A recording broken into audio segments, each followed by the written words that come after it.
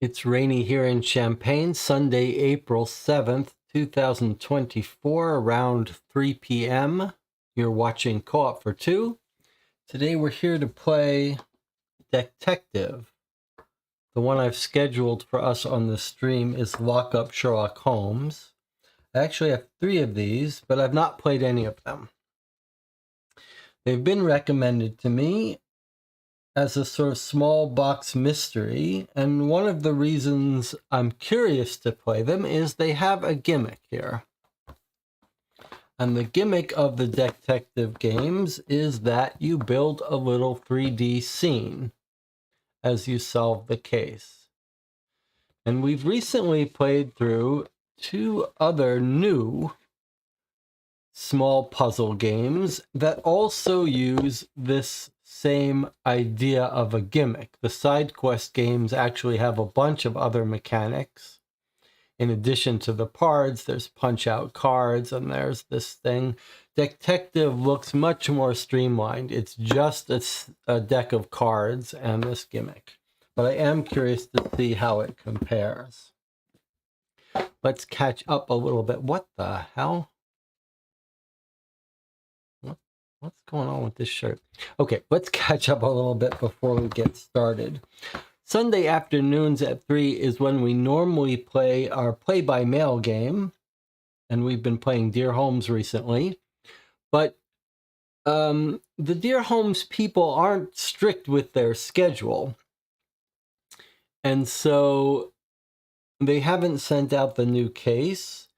And even when they do send out the new case, because they don't always come every week, I like to build up a supply of it. So probably we won't be playing Dear Holmes next week either. Which leads us to a second question. What should we be playing on Sundays when we don't play our play-by-mail game? There aren't enough of these play-by-mail games to play.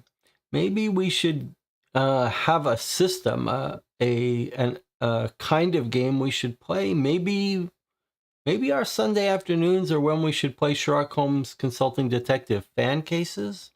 Give some thought to that. Let me know what you think. What else should we catch up on? On Friday, we played for 6 hours or so the newest case from Cryptic Killers called Murder in Market Hill, which was a fantastic case. Maybe the best case they've made. Probably the hardest case they've made. I highly recommend it. And then yesterday, we played another 6.5 hour stream.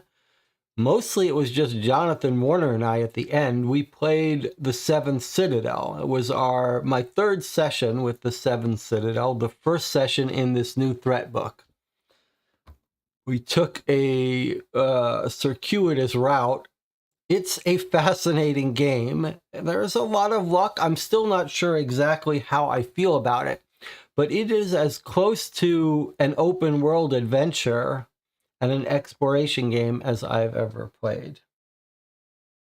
So 6.5 hours Friday, 6 hours Saturday, and here we are today on Sunday. I don't think this will take us 6 hours. The playtime on the Decktective games is listed at, what does it say here?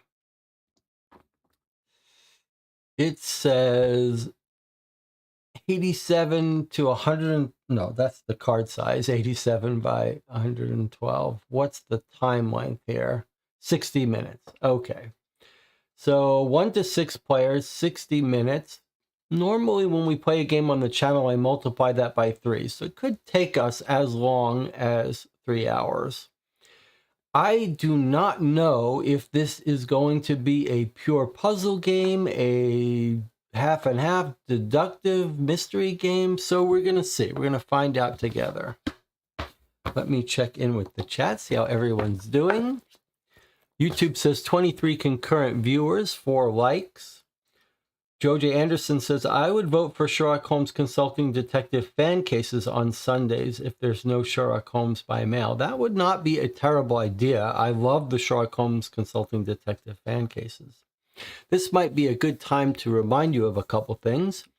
First of all, If you're interested in High and Low, the mystery narrative detective game I've been working on for the last year, which is closely based on Sherlock Holmes Consulting Detective and the spin-off Gumshoe, there is now a BGG page for High and Low. And there are links there for you to download and play my case for it called The Wrong Book. I just got an email from someone who played the case, enjoyed it, said it was hard on the hard side, took 4.5 hours to play.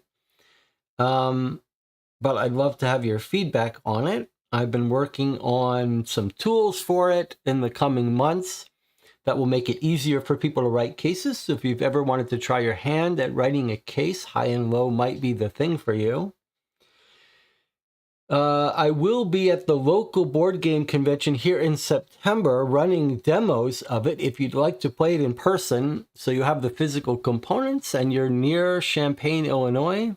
You might come by September 7th. The convention here is called Tabletop Central. It's a small little thing. But if you're interested in playing it in real life, you come by, you'll have a chance to do so.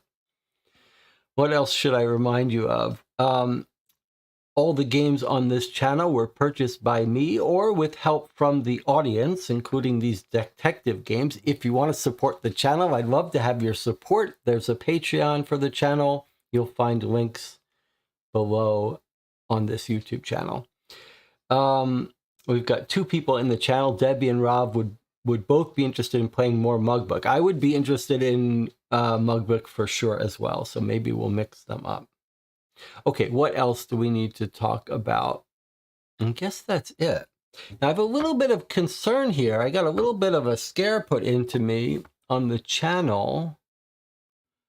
There was a comment about how are you going to play this solo? I mean, it certainly lists for 1 to 6 players solo. And now I'm a little concerned that this is going to be like Sherlock Files. Sherlock Files is another small box game. It's much more of a pure deductive game, not a puzzle game. I'm not sure about this one. I thought this was more puzzle. But Sherlock Files I reviewed. I really love the system.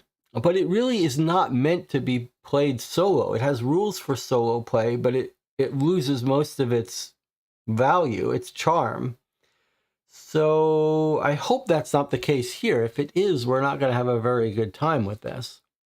But, and I'm not, I should say, I'm not a fan of this. I don't like the 3D stuff, and it doesn't stream well, but we're going to give it a try. We're going to give it a try. We'll explore it together. We'll see how it goes. Okay, are we ready to play? Is everyone, anything else anyone wants to talk about? Any projects anyone is working on?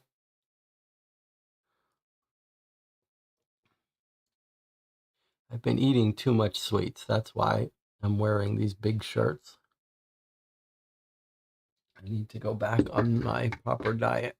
Okay, let us get started here then. Lock up Sherlock Holmes. So I believe there are 4 Decktectives. And I know that this one doesn't have much posted about it on YouTube. All right, let's see. So the only thing in the box are a stack of cards and these little clips. And no rule book at all. It's going to teach us how to play as we go. Do not look through this deck nor shuffle the cards. Each card shows a number from 1 to 59. The card order has been altered. Ask a non-playing player to reorder the cards. Okay, remove the deck from the game box, then flip this card. Okay.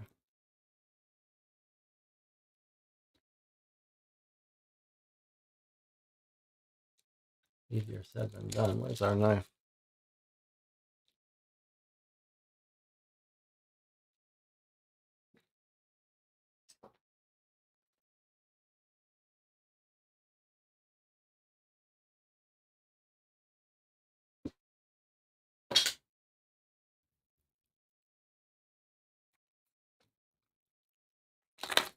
Okay, so, and then there's a card on the back saying you're doing it the wrong way.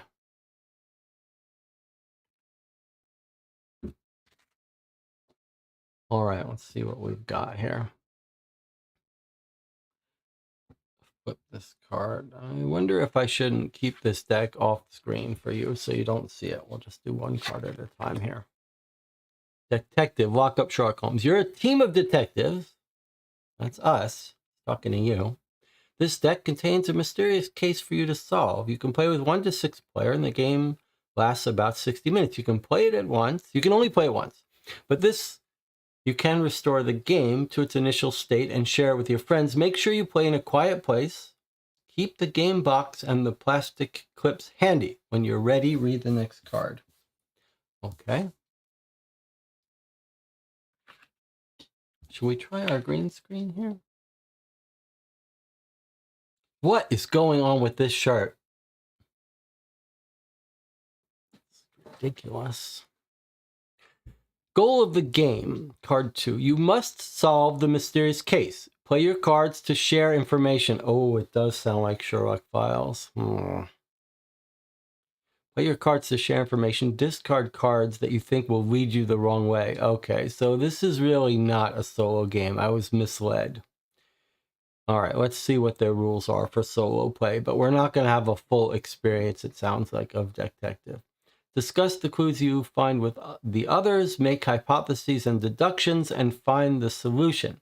At the end of the game, you must answer several questions. Each correct answer is worth points.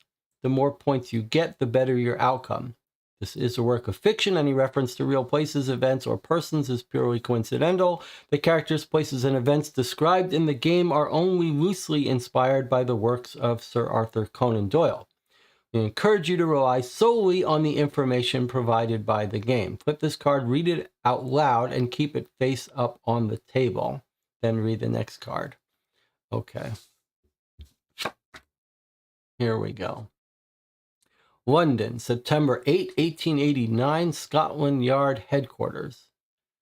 Inspector Lestrade, your superior, urgently summons you to his office. There has been a theft at the Royal Palace, and the matter is of national importance. Bring Sherlock Holmes here immediately. I'm placing him under arrest. You would like to ask many questions, but you're nothing more than a newly recruited officers, and orders are not to be questioned. You board a carriage and make your way to the office of the renowned private detective located at 221B Baker Street. Okay? Now, it has not given us instructions to go to the next card, but we're just going to assume that we should. All right. So flip this card, read it aloud. We don't have to read this text, it's just showing us. And place it next to the previous one to complete the introduction, then read card 4. So it wants us to do this. All right. You knock on the door, but no one answers. We're at 221B Baker Street later. You knock again, and finally you hear the housekeeper and owner of the building, Mrs. Hudson, descending the stairs from the upstairs apartment. Mrs. Hudson leads you to Holmes's study. The door is slightly ajar, but there are no signs of forced entry. The study is dark and deserted. You open the curtains to let in some light and discover that the window is shattered. Holmes's violin lies broken on the floor, and someone has written a message in blood red on the floor. What does that strange writing mean? Is there a connection to the theft at the Royal Palace? What has happened to Sherlock Holmes? Okay. Let's take the next card. When in doubt, we take the next card, I guess. Place the game box into the lid. All right. So it wants us to do this. Okay. When you're done, put this card. All right. Take the next 5 cards, 5, 6, 7, 8, and 9, then assemble the 3-dimensional crime scene as shown on card number 10. Okay. 5, 6, 7, 8, 9. Okay. So it wants us to look at card 10, which will tell us how to assemble these. Insert cards A and B. Okay, so we've got these cards, A and B. And it wants us to put A behind B in the side of the box this. So it's like this. What's the best way to show this to you? Why is it, let's get rid of this. So there's our A and B. B in front of A. Fine, we've done that. And then it wants C next to the ladder. Okay.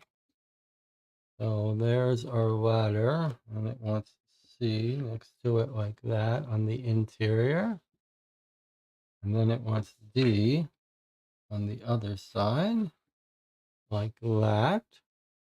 There's our D. All right. And it says read the next card. Is there a discard for us? Okay.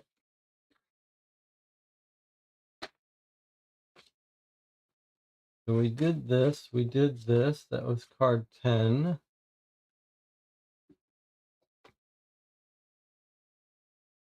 Oh, and here's our card 9. Checkmate Moriarty. Okay, so it looks like someone has written a note in blood on the, not, or within red, that says checkmate Moriarty. Okay, so let's notice a couple things here. I see some suspicious looking nails in the floorboard. Maybe they're just nails. They look a little weird. Little notebook. I don't know what this is. A pen or a feather, and maybe a receipt or notes. Checkmate Moriarty. Well, you know Moriarty is Sherlock Holmes's nemesis. Oh, here's a closer up view of it. Okay. Checkmate Moriarty with the big stain down here. Anything else odd about the way that's written jump out at you? Not really. Okay, but the instructions say insert the floor in the bottom of the box, ensuring that it is correctly oriented. Okay, so it wants it like this. So there's our checkmate Moriarty. Properly oriented. Okay, fine. Once you've done that, flip this card over. All right, now check one last time the crime scene has been assembled correctly, then discard this card. So if we look at the back, it's showing us there are these things. Then on the left here is the broken glass. Sorry, on the right to us is the broken glass that they got in. We might want to investigate this little piece here. And then on this side, we've got some other information. Little newspaper boy. We'll check that out in a second. All right, then discard this card. Where's our discard? Over here. Okay. All right, let's see what's next. Maybe I'll put this towards you. Investigation. The crime scene is your starting point. You may look at it now and during the game. It may provide information and useful details. During the game, you will draw and play all of the cards in the deck. Some cards will show evidence useful for solving the case, while others have useless information or plot twists. To solve the case, make sure you share your most important information with the other players. That's like the Sherlock Files system, which is not great for solo play. This says it's for one player or more, so I'm assuming we're going to get some rules about solo play in a second. To solve the case, make sure you share the most important information. Discard the less useful cards. Flip this card and place it near the crime scene. It's the first card of your archive. So it says discard the less useful cards to the archive. So the archive is where we put useless cards. Okay, so this card is our archive. We'll put cards we discard onto this. I'm going to put this up here. Okay, now here we go. Remove this card from the deck, read it out loud. Each player draws one card from the top of the deck and keeps it secret. Keep drawing one card each until you have in your hand, if you're playing a solo game, 5 cards. Rules. You can always read any face-up cards on the table. You cannot show your cards, nor talk about them, nor write down any notes. However, you can read the title of cards in your hand out loud in order to decide what to play together with the other players. So you can discuss. Sherlock Files has a similar system. There's certain information you can read out loud. When everyone has drawn their cards, flip this and keep reading. Okay, so we could try to, if I knew that this is how it was going to be done, we could have tried to figure out some system where I could put cards so that the audience could see them and I couldn't. But we're going to play this solo, and we're going to see how it works as a solo game. That's how we're going to do it. Okay, so I'm going to actually draw 5 cards. 1, 2, 3, 4, 5. I see. The backs of the cards don't give anything away. So we're going to play this solo. You're going to play it with me. We're going to see if this is any good as a solo game. All right, so we took our 5 cards, and we're going to flip this card and start reading. On your turn, choose to either archive or play a card from your hand. If you archive a card, if you think a card is not useful, discard it face down in the archive. Keep the cards in the archive partially overlapped so you can always count how many there are. You cannot tell others the content of the cards you have archived until the end of the investigation. Very similar to Sherlock Files. Or you can play a card. If you think a card is useful, put it face up on the table, read it out loud for everyone. Each card has a value from 1 to 10 in the upper left. You can play a card only if its value is equal or less to the number of cards in the archive. That's clever.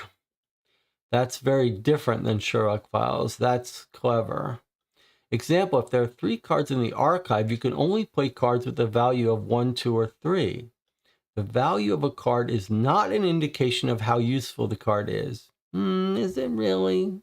Kind of seems like it is, but they're trying to tell you it's not. They could try to throw you off, but okay. At the end of your turn, draw the top card of the deck, add it to your hand. Now read the titles of your cards. The game starts with the player holding card 14, Holmes's Study. The other major difference between this and Sherlock Files is Sherlock Files, you randomly shuffle the cards. This one has a little bit of a perspectives vibe where it specifically knows exactly which cards are going to come out. And if you take turns drawing cards, then it knows it's going to split up some information. Okay, so but basically what it's saying is it wants us to privately, if we were playing multiple player, we'd have less cards in our hand each, but we'd all read out the titles of our cards so everyone would know what we have. Holmes's Study. Player who has Holmes's Study would go first too, it says. Right? Yes. Okay. Holmes's Study, the words of John H. Watson, an empty envelope, the words of Miss Hudson, and a broken violin. They've all got ones on them. That means there has to be at least 1 card in the archive before we play it. Or does the card that's in there now count as it? This is the first card of your archive, it says. So actually, we do have 1 card in the archive. Okay, fine. So we could discard any of these cards. I mean, we could play any of these cards. We don't have to add... We don't have to add cards to the archive before we can discard them. And I can see in the upper right is the card number. So 14, 15, and then here in the upper right is another small version. The graphic design here and the art is actually really quite good. All right, so now what we get to do is decide which cards we want to play. We can only play a card if its value is equal or less than the number of cards in the archive. And then we keep playing. What it has not told us is if there is some score benefit for getting rid of cards. In Sherlock files, you're incentivized to discard cards because you want a better score. Here, we don't have that incentive, but we do have an interesting position we're in again. In that you could imagine we're going to read these cards and decide which ones to play face up. Maybe the thing to do, this is not an interesting decision because you guys are going to get to see them all. But if I only show you the ones I play, then it is a little bit more of a challenge for you and a more of a tough decision for me. Let's think about whether we want to play that way. I think maybe that's the way to play. Okay. The point is, there's 2 points that are interesting. The first one is, in terms of this decision about throwing away cards. Don't read this. I'll put this here. Okay. For now, until we decide. All right. So you might say, well, I'm allowed to play all of these cards on the table because we have 1 card in the archive. That means these are all permissible to play. But if I play all of these on the table, and then the next card we draw says I need to have 2 cards in the archive before I can play it, we'll have been in trouble because we won't have built up the archive. So we probably should, if we see a card that we think is not useful, we should put it in the archive. Once it's in the archive, we're not going to be able to read it. If we play it to the table, we can read it and discuss it. So I wonder if it's better to hide that information for you, so I have to make these decisions. Let me see here. It's not the best gameplay-wise, though.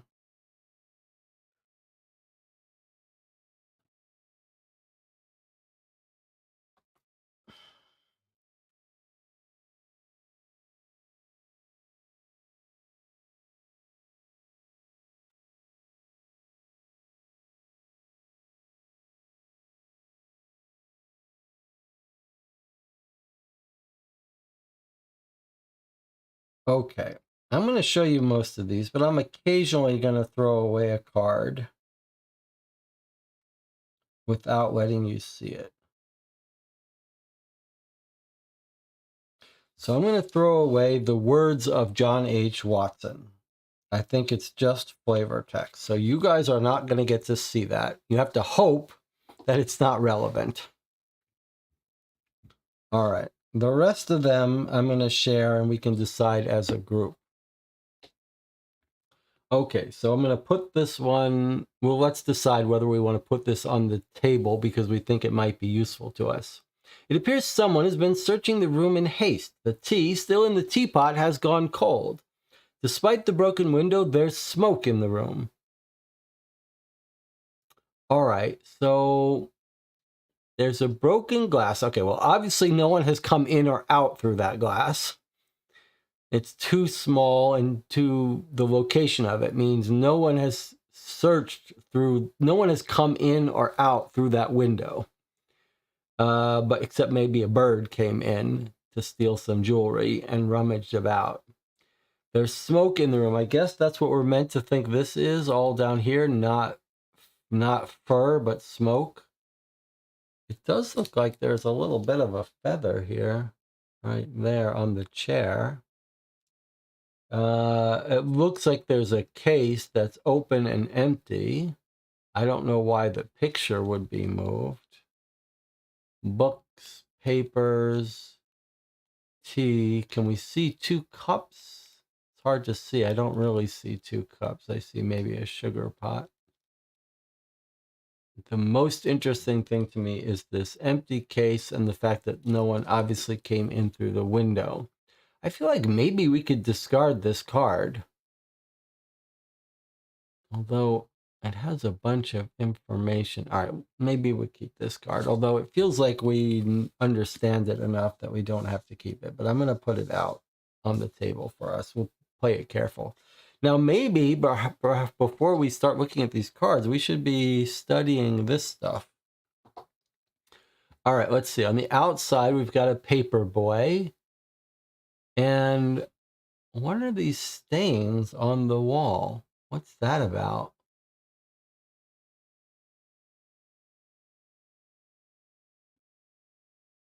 And then we've got a bunch of lamps, a rat. So there's stains here. Is it possible they've come through the wall? No, not that stone wall. Someone's throwing things at that wall or something. Okay. And then on this side, there's the window. Aha. What have we got here? Glass on the outside. So something was thrown from the inside out. And it looks like this item. No one from the outside in, inside out. Glass is on the outside. So someone has thrown this object through the window from the inside. What is that object? Joe JS, are the stains the same color as the writing? Oops, I see. Did it tell us that we could clip? I don't think they are. They look orange. They look brown, whereas the writing looks red. Flip this card. So I don't think so. And now let's take a look at the inside in closer detail. So all right. So it looks like we've got a photograph of probably Watson and Holmes. Lots of books, some interesting things. Time, hourglass of time. A bust of some famous person, a green thing, okay, and ladder. And then over here we have the door in or out, or is that a cupboard? And then over here we have the broken window, which we already see. Okay. So maybe let's just throw this one out then. We already have it here. I'm going to throw it out. We'll build up our archive so that we can bring more cards to the table. All right. Back to the game. More clues. A broken violin. Waltz for John and Mary. Okay. Sherlock seemed a bit vexed when Watson got engaged. The card I threw out with Watson was saying how Watson has offered to give him money. He doesn't want it. This is a piece composed by Sherlock Holmes. Waltz for John and Mary, for John Watson getting married. Okay, so did he smash this in anger and frustration?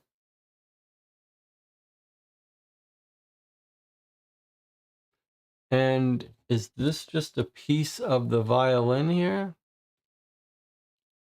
Feels like we don't need this. If that's assuming that that's a piece of the violin, but what if it's not? What is this? Are these pieces of the violin? Probably, right? But where do they go? Like this attaches there. Maybe one of the things holds the strings down. And he snapped his bow in half. That does seem like something you might do in anger. All right. I feel like we could discard this one too, but am I being too... Oh, draw... Yes, you're right. I'm supposed to be drawing a card after each one played. Okay, let's see. Face down or play it. At the end of your turn, draw the top card from the deck and add it to your hand. Okay, so we've thrown away 2 cards. So we should be drawing 2 more.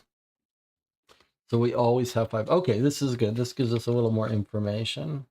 So now we have some 2s. So, but we've got 3 cards in our archive, so we're still good. We could throw out any of these. But all right, let's return back to our violin. I'm inclined to throw away this violin, but what if there's information? Remember, if you were playing multiplayer, these decisions would be harder because once you throw out a card, no one else can know about it. I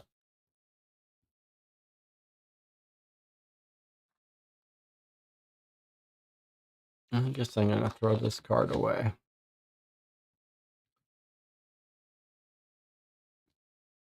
Sleeping Dragon says these broken pieces are part of the bridge that holds the strings up in the air. Okay, so just remember Waltz for John and Mary. So Mary is the woman that Watson seems to be married. Okay, so we threw out that card. We get to draw another card. All right, so now we've got some threes. So these are going to start going, I see. That's why it says they're not a measure of importance. They're just a measure of how far into the deck we get. So the deeper we go in the deck, the more cards are going to need to be thrown out. Okay, let me just see here if there are cards I should throw out without you seeing them. Let's look at this new one we just saw. I guess there's no particular order we have to go. A letter in the wastebasket. Oh, it looks like it's in code. The text has been typewritten. You cannot recognize the handwriting of the sender, and it looks like it's in code.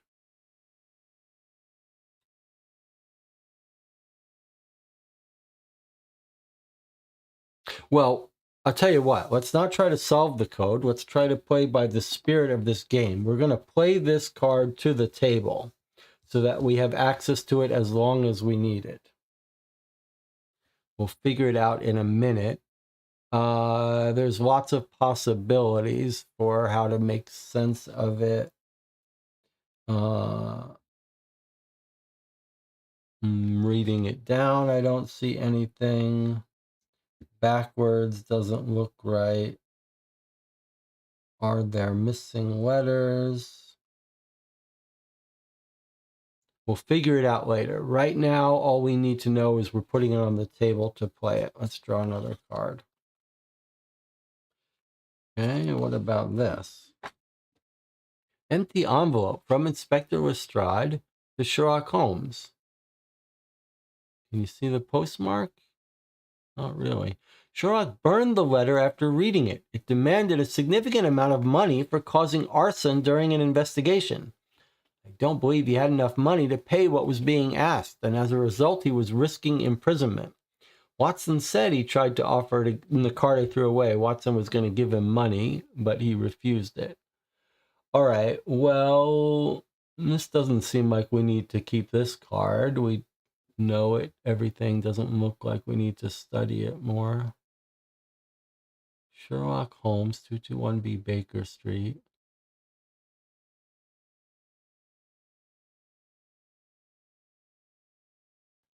All right, I'm throwing away cards, anticipating that we'll want to keep later ones.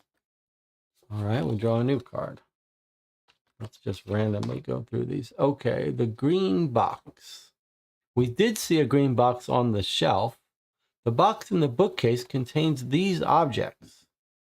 Okay, a key, a watch, a magnifying glass, looking at an area of a map. What area of a map is it looking at? The Pacific Ocean, the Atlantic Ocean. Which ocean is it?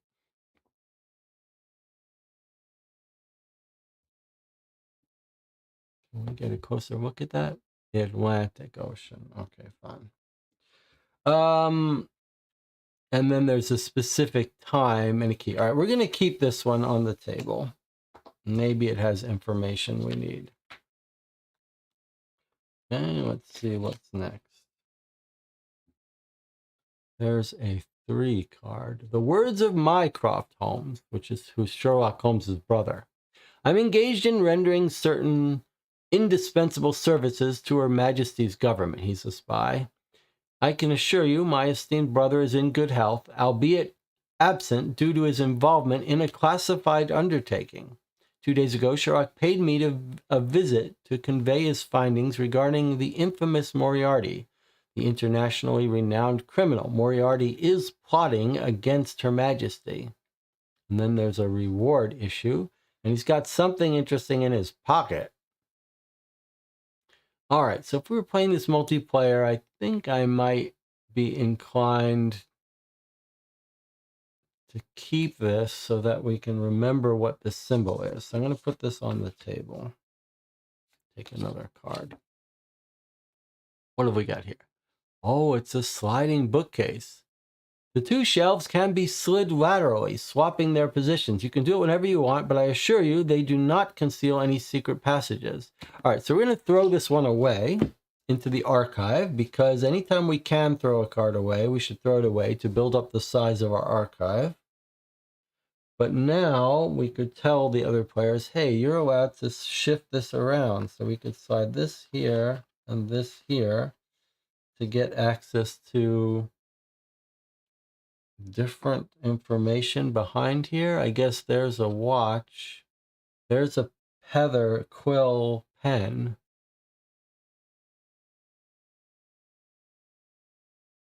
So the only thing the sliding does is give us access over which side of this we can see. I don't know. I mean, it seems a bit gimmicky and pointless, but all right. All right, now we draw up a new card. Let's see what we've got here.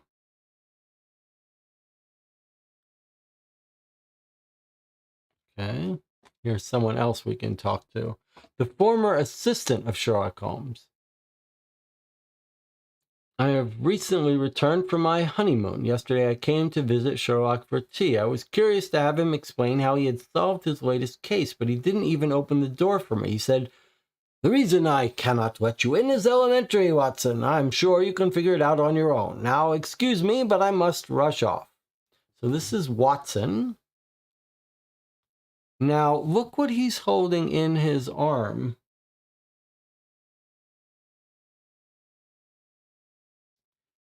But DJ Moneycut has a clever observation. He says, hey, we shifted the walls here, and we looked, and it wasn't that interesting. Wasn't that interesting change in the outside? But DJ Moneycut says, hey, what about the inside or outside wall? And you are absolutely right. Look at that. When we shifted the bookcase, it changed and revealed, instead of just a totally blank wall, which is, no, before we saw just the rat, now we see the rat has a folded up piece of paper or a rose. Very interesting. Now, the other thing I was going to point out was that this looks like a little bit like this. Not exactly, though. Not exactly. I guess it's not a cane, but it's kind of similar. I don't know what it is from, though. Okay. So, what do we want to do with this? He didn't open the door for me. I guess we're going to throw this out. Just remember he's got a cane. Okay, and Mycroft we did leave out. All right, we got a lot of cards in the archive. We can start playing a bunch of cards now. All right, let's take a look at personal effects here. Okay, so there was the case we noticed was empty. Looks like you could put a gun there. Sherlock often carried his pistol with him during his investigations. The pipe holder was a gift from me, aimed at curbing his habit of leaving his pipe lying around the house. So there's missing one pipe. He took his pipe and his gun and put some tobacco in his pipe and ran off. Okay. All right, well, different shape of the pipe could be significant. So I'm going to put this on the table. Joe J says it looks like a one pipe problem. All right, so I put this on the table in case we need to worry about the shape of the pipe he took. Looks like he had some choices here. Let's talk to Mrs. Hudson. Sherlock always falls behind on the rent, he does. Yesterday afternoon, I brought him his tea. He'd gone and done a right load of shopping at the market. So I told him straight, I did. I said, pay up what you owe me, or I'll have you evicted. He replied, I will be away for some time, but when I return, I will settle all my debts. I have things to attend to now, and I don't want to be disturbed anymore. All right, so I'll be away for some time. When I return, I'll say, so he expects to get money. I'm going to throw that card away. We don't need it. It just, someone yelling at him for not paying the rent. Okay, so the numbers are going, well, they're not strictly going up, but they're basically going. Here's the newspaper clipping. I see it's a newspaper clipping in his office, and he's underlined it. Saturday, August 10th, 1889. Theft foiled at the Royal Palace. Startling reports reveal a dire incident at the Royal Palace. At dawn, Her Majesty caught a trespasser red-handed in her private chamber, brazenly rummaging through a treasured chest atop her writing desk. Her cries alerted the vigilant guards, who swiftly sprang into action, resolute to foil the audacious thief.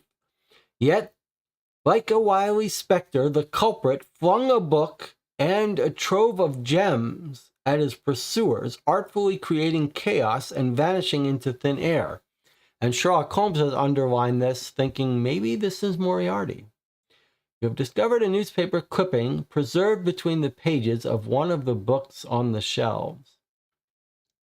All right, well, let's keep this on the table in case there's some detail about this that the group needs to re-examine.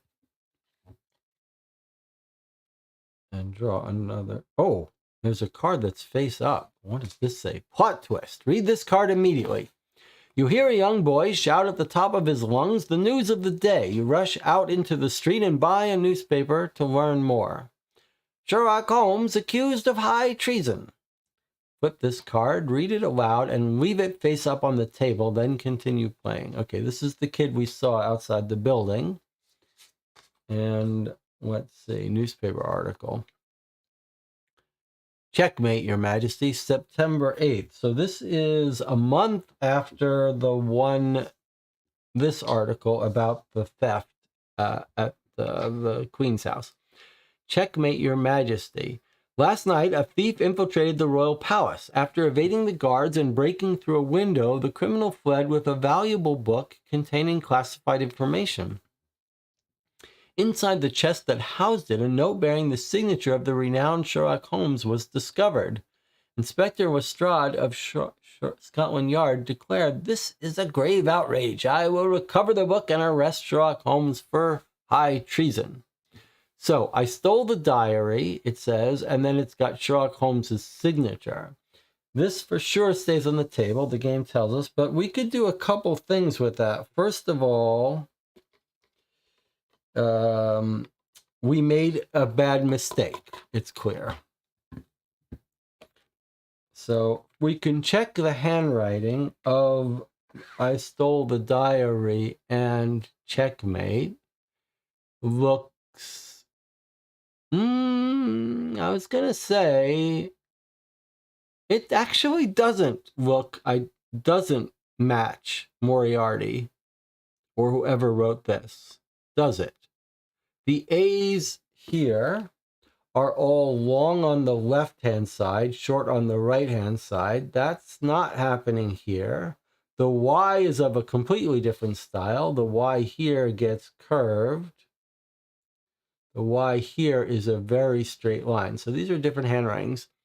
Now, I believe that is Sherlock Holmes' signature, but why I say we made a mistake is because I discarded that music card. And the music card had his signature on it. So we should have not discarded that music card. We should have thought that we could have gotten his signature from it, matched it. But I believe this is his hand. I believe that looks like his signature, but I wish I could check that card and see. All right, so this stays on the table. We can examine it later. Put these out of the way. All right, back to the game. Here's our superior. This time Sherlock has betrayed himself with his own hands, or should I say Moriarty. It's clear now how he always managed to solve cases, but he won't get away with it. Now I must return to headquarters. You continue gathering clues and evidence. If you find the book we're looking for, don't tell anyone and hand it over to me directly. Okay, we're going to discard that card. It's just Lestrade being Lestrade. We got a lot of cards in there. We can start playing every card now. I wish we had not thrown away that music, though. Let's see what we've got here. The message in the book. So we've got another coded looking message between the pages of one of the books near the armchair. It's signed M, perhaps Moriarty. This one looks much more like there are missing letters. But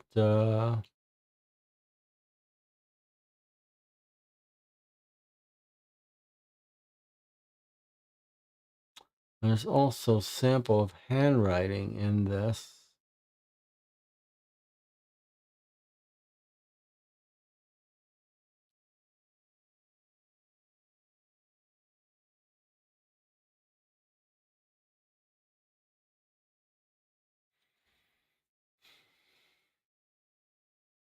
Well, we don't have to figure this out now. There's no benefit to figuring out early. We're just gonna, we know we're gonna put this on the table though. So we have to have 6 cards in the archive in order to do that. We've got 3, 4, 5, 6, 7, 8. We've got plenty, but not plenty really. We're gonna have to keep throwing away cards if these numbers keep getting higher. All right, let's work on it next.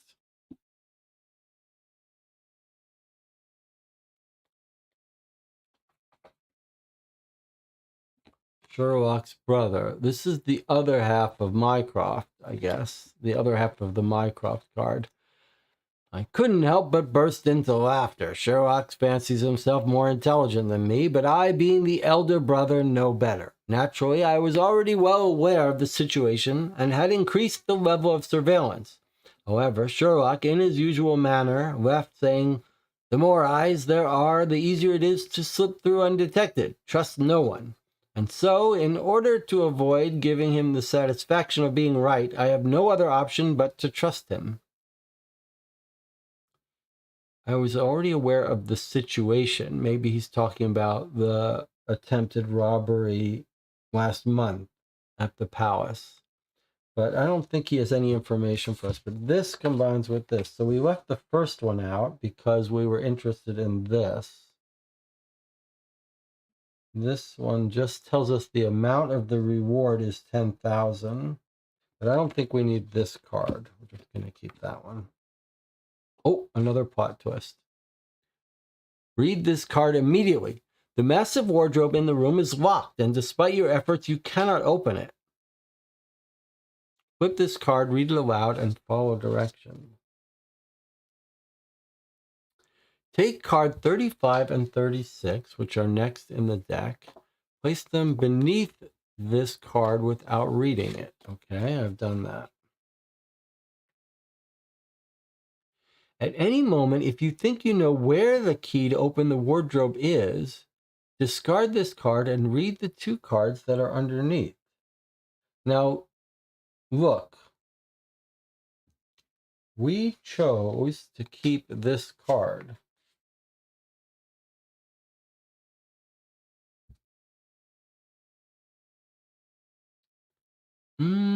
That's not the right key, is it? This keyhole has an asymmetrical shape. This one doesn't. So I guess this is not the key for this. But we want to keep our eye open for a key, obviously, that fits this. But unless you guys disagree with me, I don't think this is the key.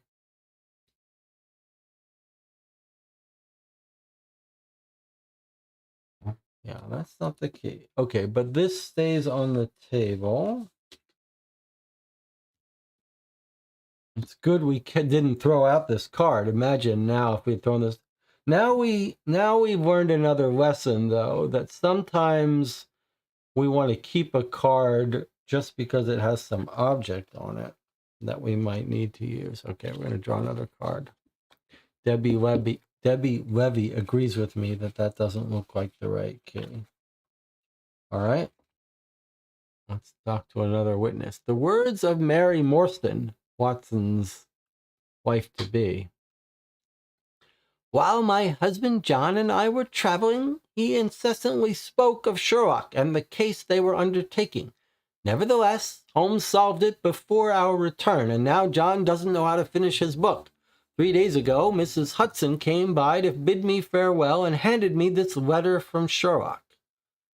Another way to get his signature. Here we go. Congratulations, Watson. Come visit me at your early.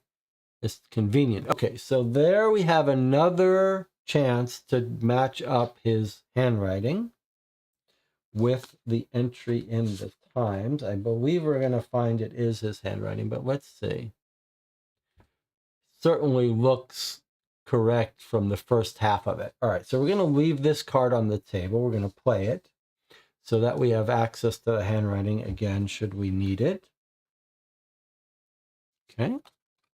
So far, so good. Probably about halfway through the deck.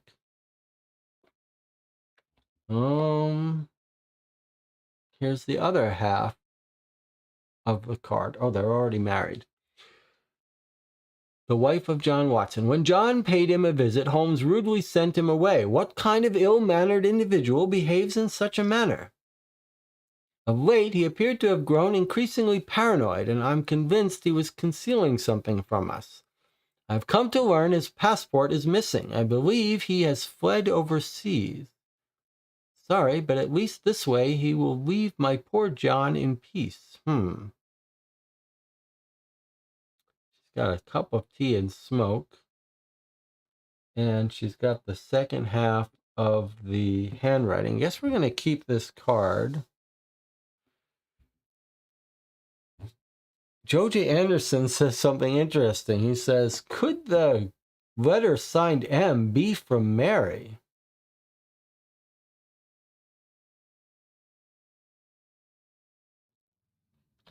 And Debbie says that this looks like it could be a passport. I think you're right. That could be a passport. And it's a very interesting question about Mary. Let me bring this over here. Combine. Let's put this on the table. So we've got Sherlock Holmes's full signature that we can match up. It certainly looks to match the article in the paper. But this writing and this writing looks different. It looks like someone took his paper and wrote that part on it, trying to frame him. Look, I've come to learn that his passport is missing. From who have you learned that? Yeah, Mary's a bit suspicious. Mary is a bit suspicious. She's got this wispy tea smoke, too. We threw away the picture of the room with the tea, but that's because we have this. Does that cup match this? A little hard to tell. All right, let's not worry about it for now. I'm going to leave this card with Mary out because she's a bit suspicious to us. Okay, next card. The photo on the bookcase, which we spotted. Okay. Here's our key to understanding how to make sense of the text. You recognized in the photo Sherlock Holmes and his brother, two prominent figures in London. Okay.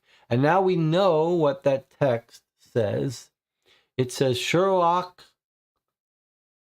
Holmes, Sherlock and Mycroft Holmes. Sherlock Mycroft Holmes. Okay, so now, knowing that And you can see how it's broken up into triplets. So what's missing? It's in the wrong order. Look, SHE, SHERLOCKM,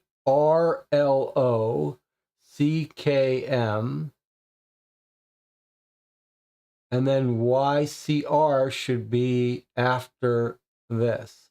So this goes here, and this goes here. So it's just that these triplets get rearranged. So what's the actual rule? This one would go here, SCOSVA, or is there a different rule for it? But clearly now we know it's the triplets. It's not a substitution cipher, it's just a rearrangement.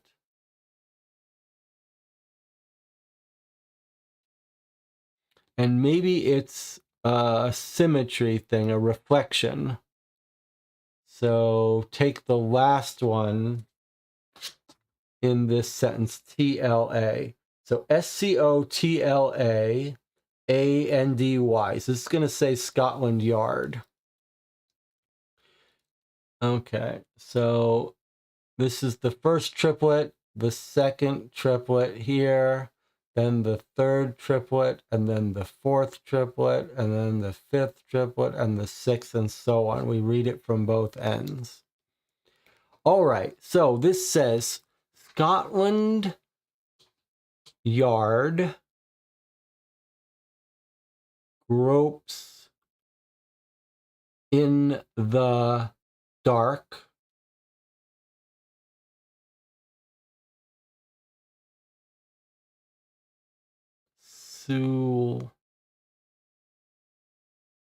Scotland Yard gropes in the dark, and then SUAL blank blank, which I don't know what that means.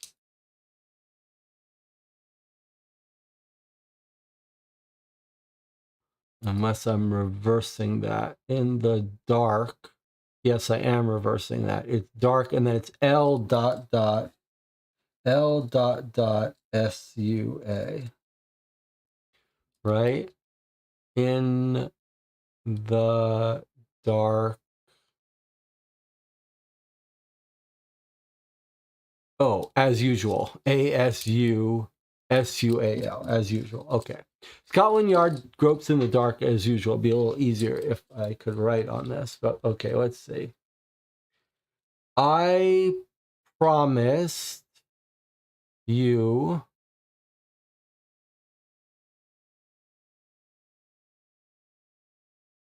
RHELPF. I promised you. I promised. Where's it might be easier to do it? Actually, let me bring it over here. A little easier this way. I promised you. I promised your HELP. I promised your help for the BOSC OMB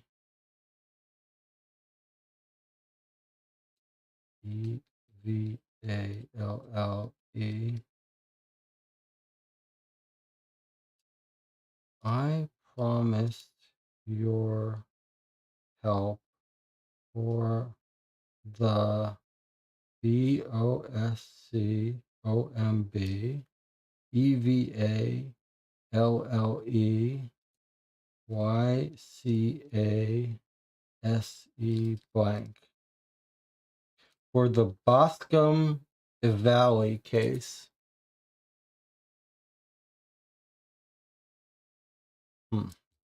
Promised your help for the Boscombe Valley case.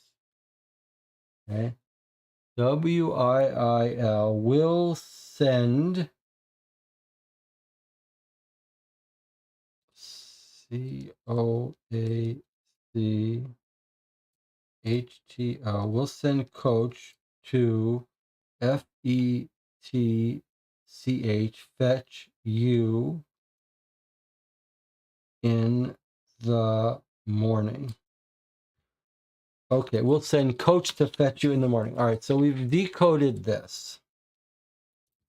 It says Scotland Yard in the dark as usual. I promised your help for the Boscombe Valley. Boscombe Valley case. Boscombe Valley case. So I don't know what Boscombe is. Have I written it down wrong? No, channel agrees with me. The Boscombe Valley case. Coach to get you in the morning, and maybe the coach has come to get him. So this, who is M though? Is it now not Moriarty? Is it we expect now someone else named M? Okay, so good work decoding this. Pretty fun, actually. And what about this one? OES salt.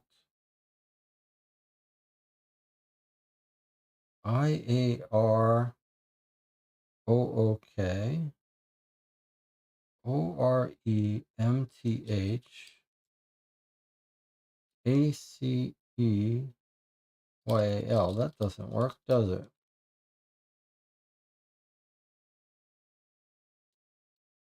So this one doesn't seem to follow that pattern. The Boscombe Valley Mystery is one of the original Sherlock Doyle short stories, says Macon and Rob. Okay. What do we make of this card? Doesn't seem to fit our system, though.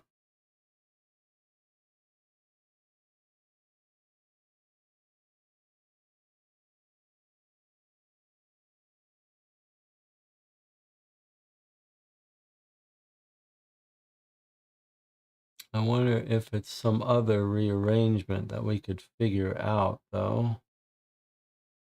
There would be a vowel before the MTH.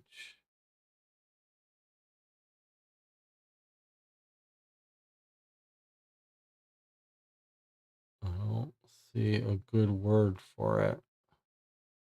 All right, well, let's put this one aside. We'll come back to it. All right, that was pretty cool that this helped us decode the whole thing.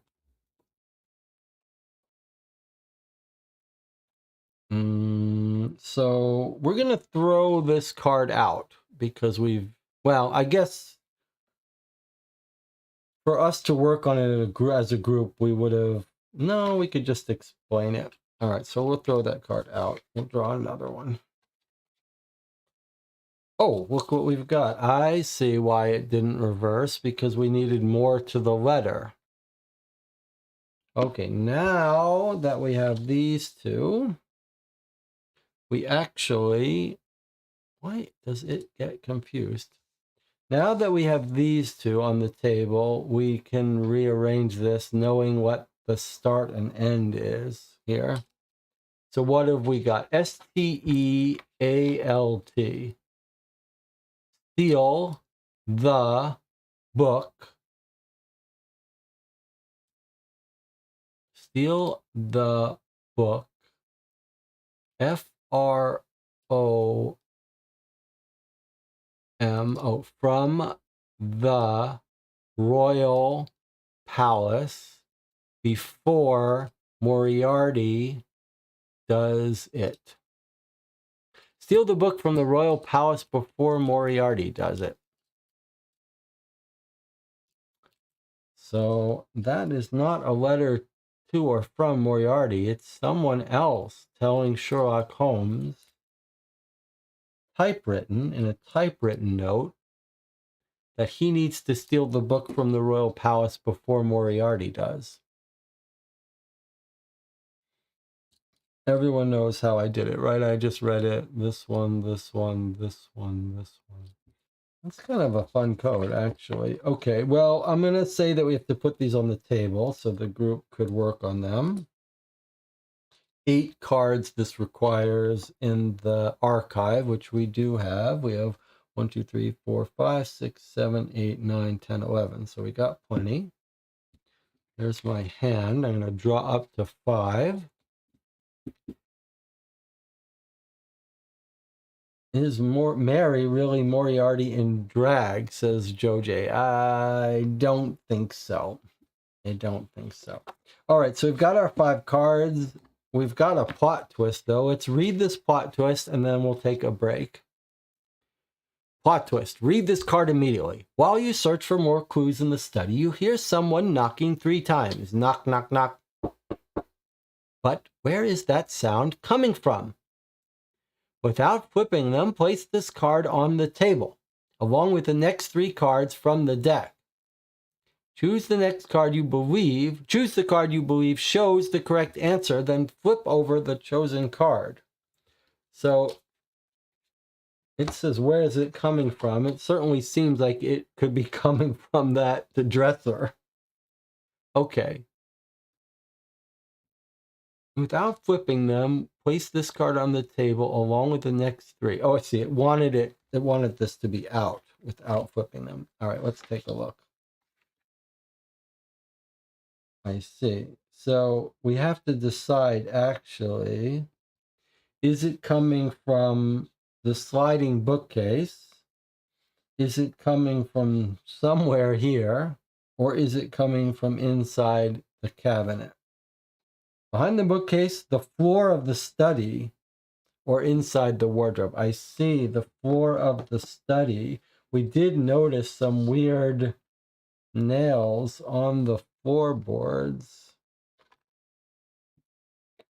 there. I wonder if this is a clue that I see. There's nails on the side. Is that what you were suggesting we look at? There's nails. Not only are these weird things, E, T, R, or T. Anyway, there's these holes, and then there's some extra holes here that are weird. They're on this side too. Very weird. So, I guess that's something to think about. Are we supposed to answer this right now? Then flip over. All right, so we're supposed to answer this right now. All right, so let's take this out. Let's put this so that the channel can see. These are the things for us to consider. All right, so that's what we have to consider right now. Knock, knock, knock. The sound was coming from behind the bookcase, the floor of the study, or inside the wardrobe. Now I think it is in the floor of the study.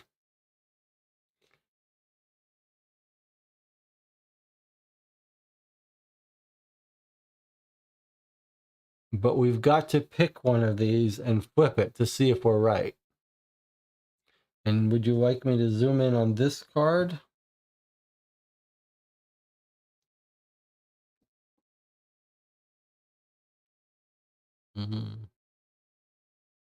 There you go. There's a zoom in on that card. I think the combination of 2 different kinds of nails really does make me think it's this. But if these were holes, then shouldn't we be able to see the person through there? Or are they breathing holes? You don't need breathing holes through the floorboard. It's kind of weird. Don't forget, we saw one of these outside the door, too. Crumpled up piece of paper. I feel like that's a crumpled up piece of paper, and we're going to get to find the one that's outside at some point. Joji Anderson says the nails of the planks have been taken out to be able to move the floorboards.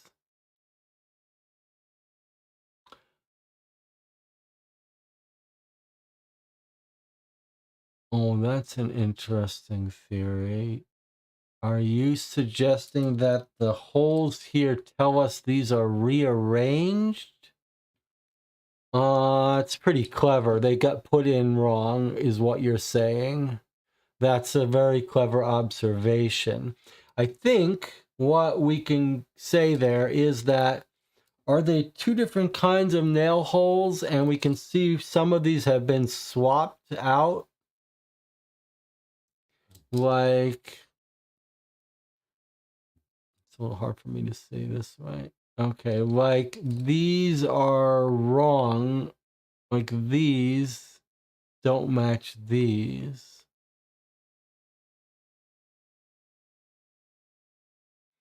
So did these get put in backwards?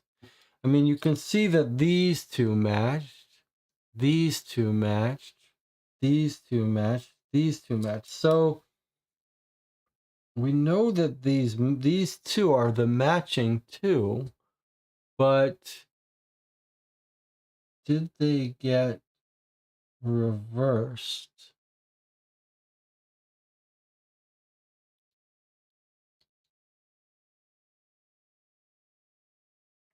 Well, we're all picking up that there's something odd with the nails that's suspicious.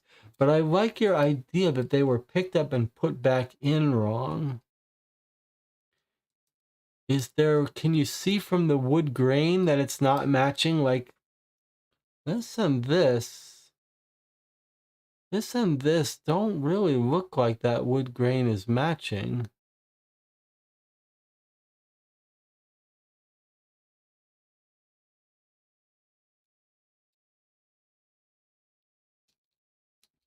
Something is definitely up. I wish I had a stronger answer. These do look like these have been pulled out. Like these are nailed in. These have been pulled out. I don't know if they're back in the wrong order, but these have been pulled out.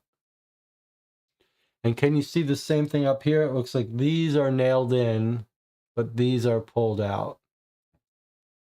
Okay, so we've made our conclusion. I believe that we have concluded as a group that the floorboards have been removed, and so that's probably where someone is knocking from.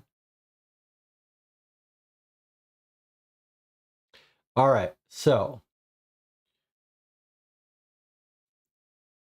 we're going to choose this card. The sound is coming from the floor of the study. Here we go. And then we're going to take a, well, why don't we take a break? We'll come back. We'll look under the floorboards and see if we're right. I'll see you in 8 minutes.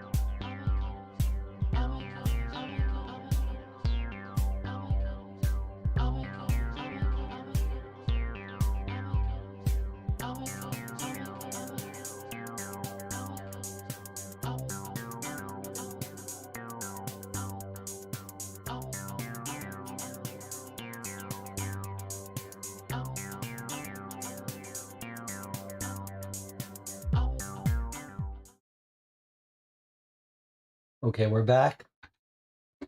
You're watching Co-op for Two. We're playing Detective, Lock Up Sherlock Holmes. Looks like we're probably 2/3 of the way through, maybe 3/4. There's some interesting discussion in the chat. The first observation made in the chat during break, even though I told you guys you should be stretching during the break, was the hammer through the window. So we've been talking about nails being removed from the floorboards. And the observation is it looks like that this may be the hammer that got thrown through the window. I think that's right. Although the question is why? Why would they do that? We don't know the answer to that. Maybe to draw attention. And then there was an observation about the counter theory that Joseph Mayu says, is the fallen book and feather indicating the knocks are coming from behind the bookcase and knocking them onto the floor? I think you could make the opposite case, that if you look at the bookcase, it's pretty remarkably intact. If someone was banging on it, that photo frame would have gotten knocked down, other things would have gotten knocked down. So I think there's every reason to believe no one's been knocking on that. Miss Hudson was very clear there aren't any secret passages behind the bookcase. Could the thing in Mycroft's pocket be the missing book? I like the idea that it was a passport. It's too small to be a book in your pocket. Okay, I think it is absolutely in the floorboards. And I think maybe the smoke in the... Remember we were told there was some smoke in the room? I think Sherlock Holmes may be down there smoking his pipe. In fact, if you remember from that picture, the smoke was like all wispy near the floor. So I'm not going to be surprised if Sherlock Holmes is in there, down there, smoking. All right, but let's do our thing. Let's open up. Let's choose that it's coming from the floor of the study. Oops.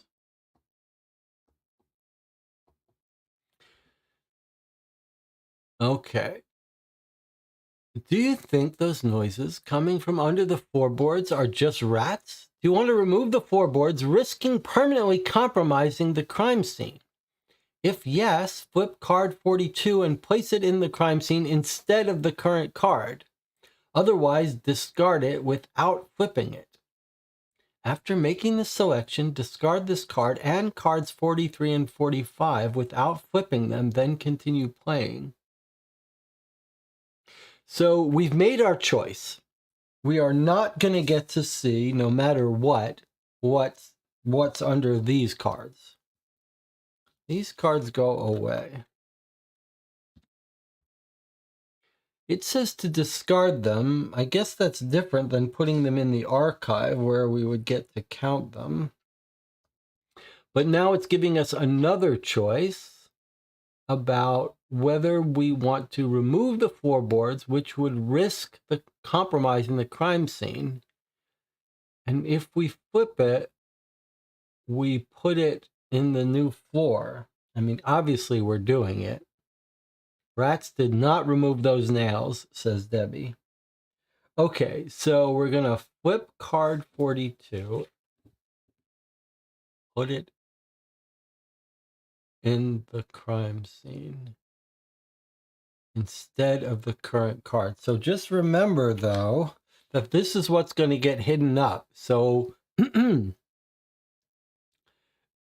we better remember what this card looks like. Checkmate Moriarty. So remember the A's drift very far on the left and the Y is curved because we're not going to get to see this anymore.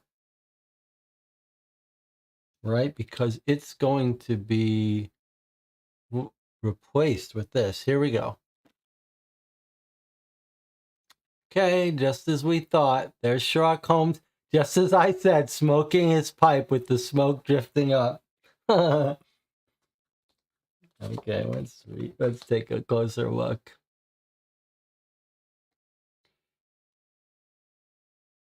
Good show, recruits. You found me, but not now.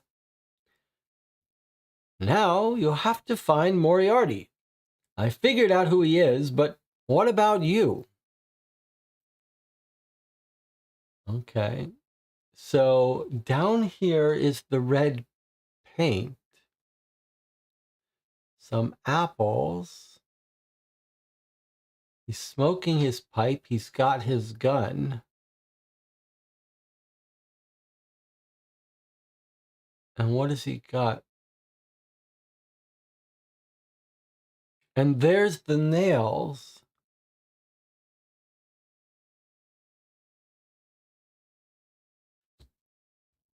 Has he put himself down here? He's put himself down here. No one would put him down here and give him his gun.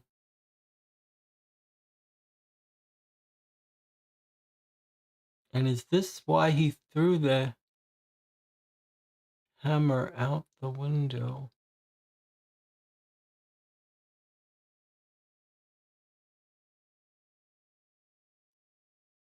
You have to find Moriarty. I figured out who he is, but what about you? Is he... There was an early theory about Mary being Moriarty, but you can't have Mary be Moriarty. That doesn't make sense to me. There's the pot for the extra lid. And Tina noticed an extra lid. So he's painted his own signs, put it on the door. Checkmate Moriarty, put it on the floor. Checkmate Moriarty, and then just hung out down here. Why? Don't know. All right, well, we don't have to guess it yet. But so this goes in the floor of our crime scene. Look at this. Pretty weird. He's just going to stay down there, huh? Okay. And then I guess this goes away. Discard this card. Okay. And then this one we're not supposed to see anymore. I guess it gets discarded.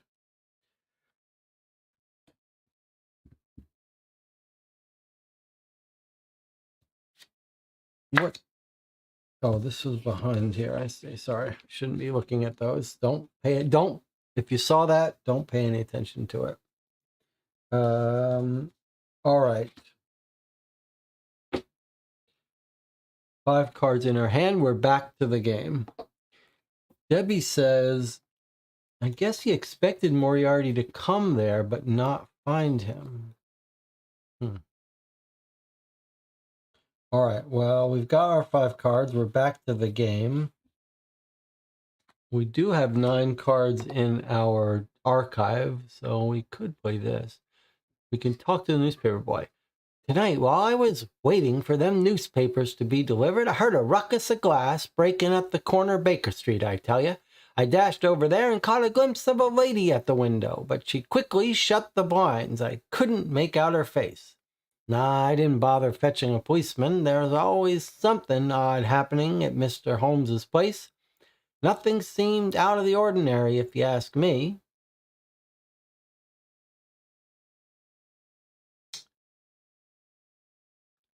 So he saw a lady staring out of the window. A lady at the window shut the blind.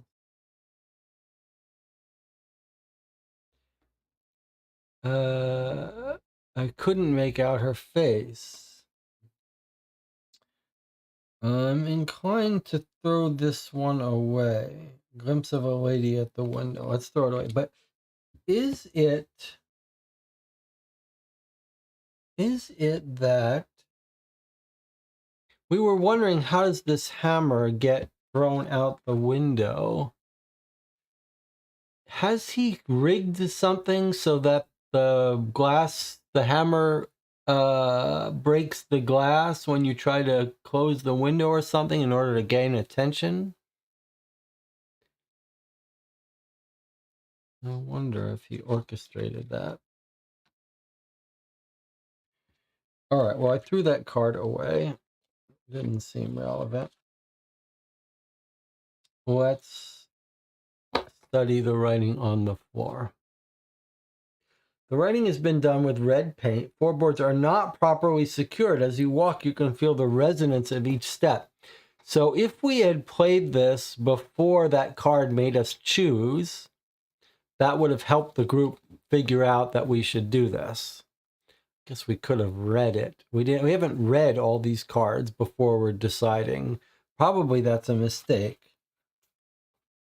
In terms of gameplay, we would study these cards before making any decisions. We certainly don't need that now. Let's throw that away.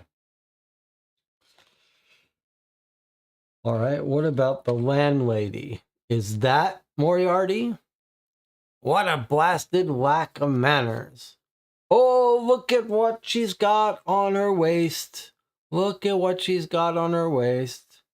What a blasted lack of manners. What's more, it's usually him who disturbs with that wretched violin. Anyway, shortly thereafter, I did hear a lot of noise for several minutes, and I think I even heard Dr. Watson's voice. What's more, last night I did hear the shattering of a window. I added it to the tally of his debts. This is all very suspicious now. First of all, she says she heard the sound last night. The paper boy, unfortunately, we threw away that card. But if we hadn't thrown away that card, didn't he say he heard the sound in the morning while waiting for the paper? But that could be very late at night.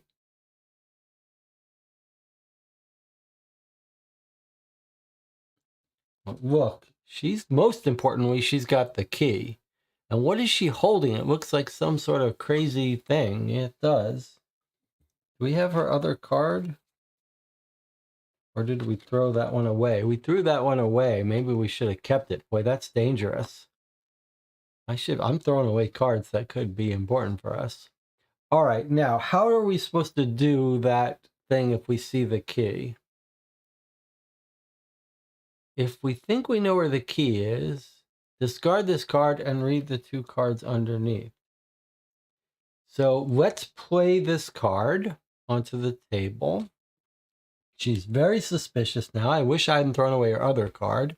Sleeping Dragon says that thing she's got is a carpet beater used to beat the carpets to clean them.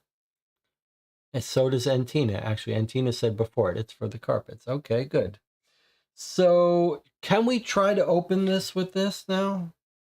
I believe this is the key, don't we think? Does anyone object and say this is not the key for this?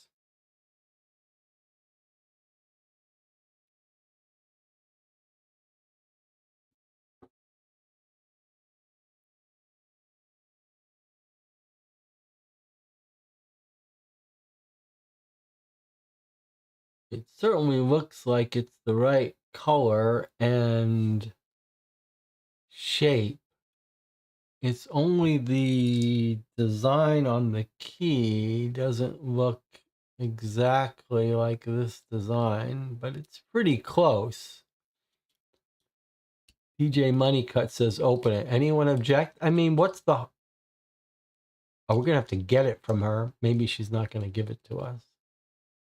Makes sense that the landlady would have it, right? Okay, I'm going to do it. I think I know. It just says, if you think you know where the key is, which I think we do. Okay, if you think you know where the key is, discard this card. Okay, discard it or put it into the archive. I wish I knew the answer to that. Stop. Read this only if you think you found the key to the wardrobe or you give up. The key you need is depicted on card 38. Miss Hudson has it. That's exactly where we thought we saw it. The green box in the bookcase contains a double-sided key. It's not suitable. We figured that out. If you have chosen the right key, follow the instructions below. If you've thought of another key or have given up, then we have to use brute force. Remove 2 cards from the archive without turning them over. Okay, so we would have a little penalty. Take card 36, follow the instructions written on the back, then flip this card, read it out loud, and leave it face up on the table. Take card 36. Is that the wardrobe? No. What's card 36? Oh, it's the one below here. Okay, take card 36, follow the instructions, then flip this card, read it out loud, and leave it. Okay, so here's card 36. It's a new outside card. Looks the same, but it's different on the inside. Oh, we've opened the drawer. Okay, so it's the same on the outside, but on the inside, it's the dresser opened. Uh-huh. Okay. It's Holmes's disguises, plus a map, a little planning map. And he's got hats, dresses to look like a woman or a soldier.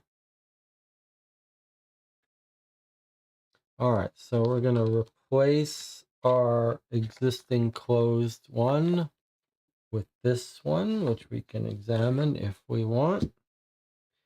And then flip this card. Read it aloud and put it on the table. Oh, there's the map he has. Notes in the wardrobe.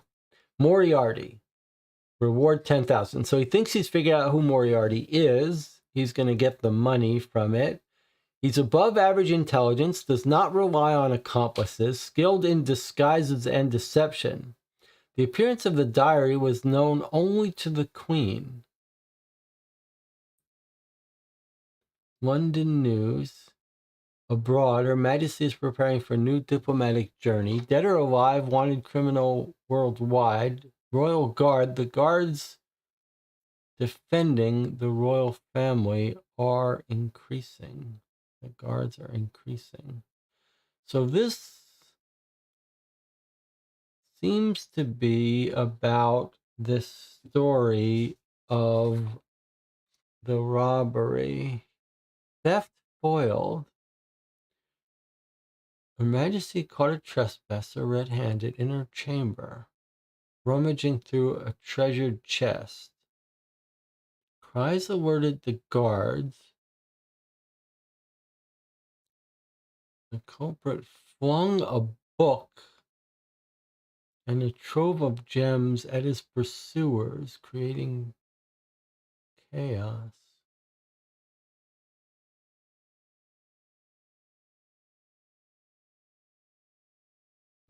And this is suggesting that they've increased the guards. So could Moriarty be disguised as a guard?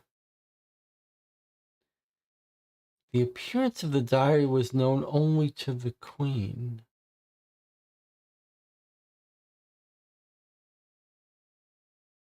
That feels like a clue. Like, does Moriarty want the Queen's diary? So someone breaks in, pretends to steal it, then the guard takes the real one or something like that. All right, let's put this back out. It feels like we're got a little idea, germ of an idea. Let me check with the chat. Could Holmes have been angry about Watson's marriage to Mary because he suspects she's involved with Moriarty? Here's the problem. We're told here that Moriarty does not use accomplices. So I don't think so.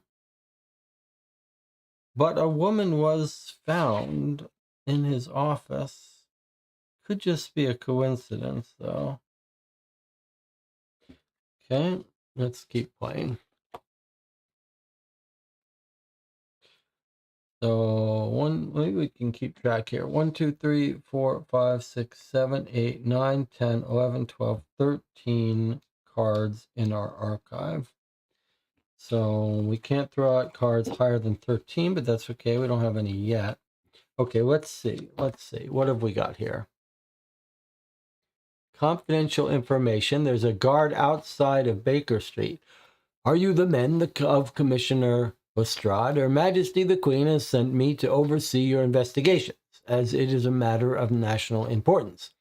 The confidential information stolen by Sherlock is contained in a book depicting the crown emblem. The contents are known only to the Queen, and anyone who possesses it could blackmail Her Majesty. Okay, look what we've just found. This is that crown emblem. So I think someone said in the channel could it have been a book, and I think you're right now. So I think that the book has been stolen by Sherlock Holmes before Moriarty could get to it. Okay, now it makes a little bit of sense. So we got the secret note. This is going to be M is Mycroft. Mycroft, Sherlock's brother, is the one who's a spy. He writes in code. Mycroft has written to Holmes saying, I need you to steal this book before Moriarty gets it. Holmes has stolen the book, made sure the newspaper lists him as the criminal who stole the book, so that Moriarty will now try to break into 221B Baker Street in order to get the book. And probably what's happened is he's now waiting down in his basement to see who comes and breaks into his house to get the book that they think he has stolen. And I think perhaps what's happened is they've broken the glass and thrown the fake book out the window to an accomplice. The only trouble there is that Moriarty's not supposed to use accomplices. But I think that's the picture that's developing here. So what does the channel think about that theory of the case? But so the point is that Mycroft has the real book. But I think that Holmes planted a fake book for the person to try to break in and steal. I am going to throw this card away. Let's just all remember it's a crown emblem. It gives us 14 cards in our archive. Everyone thinks it's Mary. Mary Morstan, MM. That the only problem I have with that is that feels like it's breaking canon a little bit, because that's not Moriarty in disguise. That's a very pretty woman who's married Watson, so I just don't see it. She could be an accomplice. I don't see it. I don't see it. But I'll tell you what I think. I think the woman he saw in the window was the landlady who came when the glass got broken late at night and closed the curtain or something. Someone is going to have stopped by Holmes' house, and that's going to be Moriarty. But something has happened here. The case must be closed. Commissioner Lestrade wants you at the police station. I'll stay on guard in case Holmes shows up. If you haven't opened the wardrobe yet, discard those 3 cards without looking at them. You don't have any more time to examine it. Yikes, that would have been scary. Keep playing, but do not draw any cards until all players run out of cards. When you are done, flip this card. Oh, that's it. We're at the end. Keep playing. Do not draw any cards. When you're done, flip this card. Okay, so this stays on top of our deck here. And if we hadn't opened the wardrobe, it would be time. Okay. Do you think it's this guy? Is that Mycroft? I mean, not Mycroft. Is that Moriarty waiting for us to go in? No, someone broke into his house and he already knows who it is. Okay. Could be Mary. All right, but we're allowed to not, we don't draw any more cards, but we get to play the rest of the cards we have. So we threw away more cards than we had to. That's a lesson to be learned. Let's look at the rest of these cards. We might as well put them on the table. Are you saying that Holmes has vanished and may even be dead? A scuffle in his study? I refuse to believe it. It must be another one of his tricks. He never follows the rules and has often forced me to fabricate alibis to cover his unorthodox methods and extricate him from trouble. Because of him, my chances of advancing in my career have been forever compromised. Okay, that's what's right. I'm throwing this card away, even though we don't have to, because we don't need it. Okay?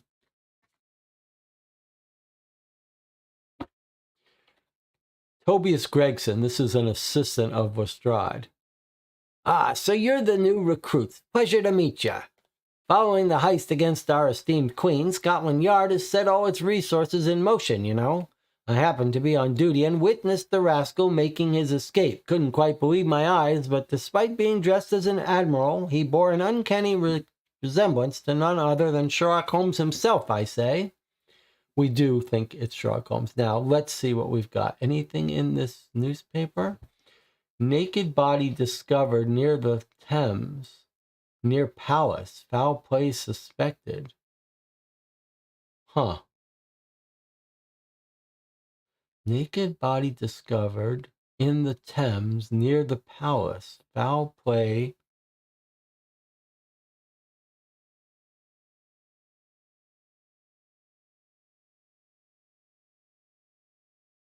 I'm going to put this card on the table because of that newspaper article.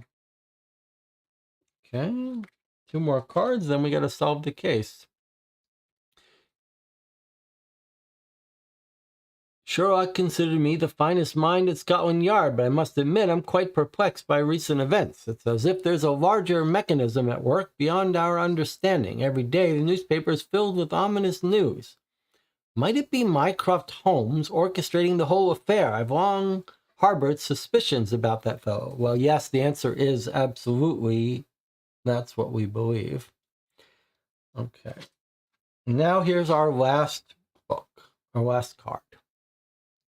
Looks like one's missing. These are some of my books on Sherlock's cases, starting from A Study in Scarlet onwards. They have earned me a decent fortune, but sometimes I do miss our adventures together.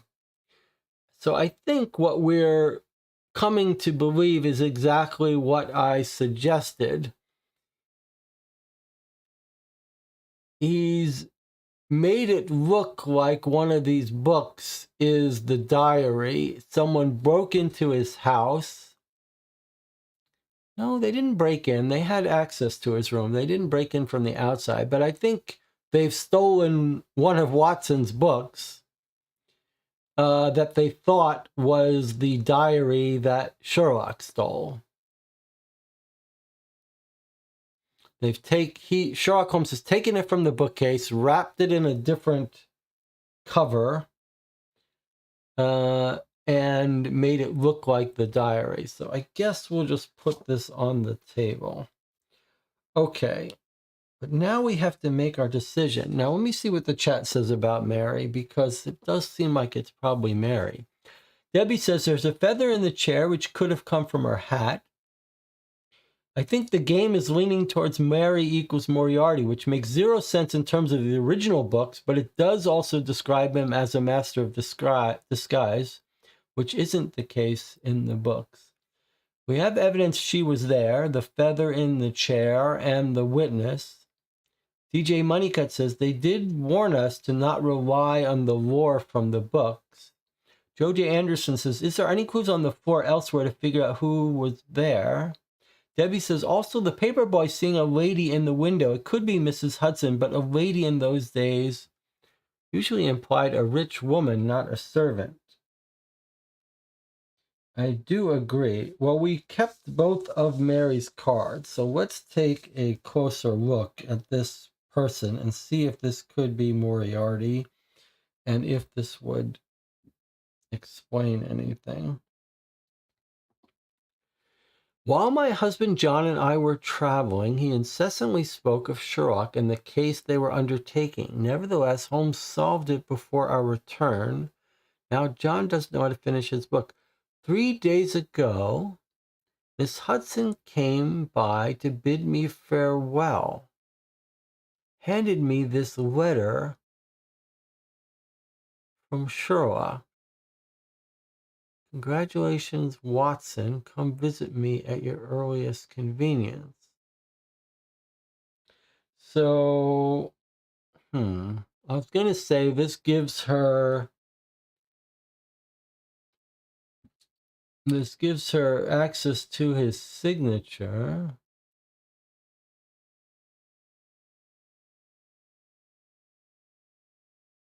When John paid him a visit, Holmes rudely sent him away. Of late, he appeared to have grown increasingly paranoid, and I'm convinced he was concealing something from us. I've come to learn his passport is missing. I believe he has fled overseas. I'm sorry, but at least this way he will leave my poor John in peace. That really does not sound like Moriarty, but let's see. Chat says, some evidence against her, Debbie is saying. Holmes was angry about the marriage. Feather in the study, possibly from her hat. Paperboy seeing a lady at the window. She wants to be rid of Sherlock Holmes to have Watson for herself.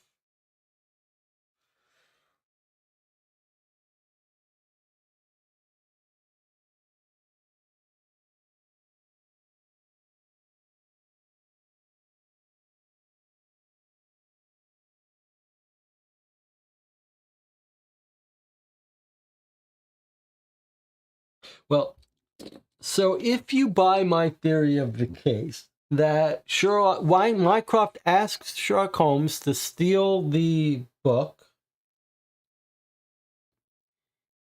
the diary, before Moriarty can get it, and Sherlock Holmes has purposefully set up his office so that he'll see who breaks in, and whoever breaks in to try to find the book is the real Moriarty.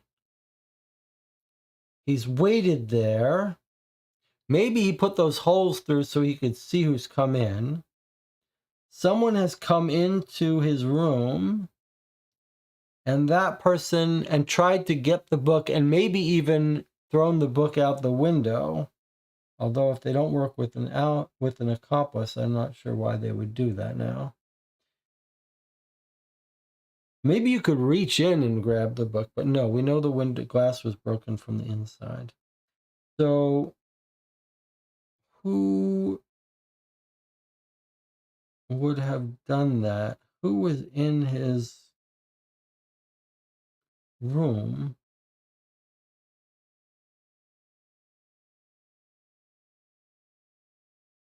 Was Mary in her room? Hudson came by to bid me farewell. I'm not sure what that means. What does she mean Hudson came by to bid her farewell?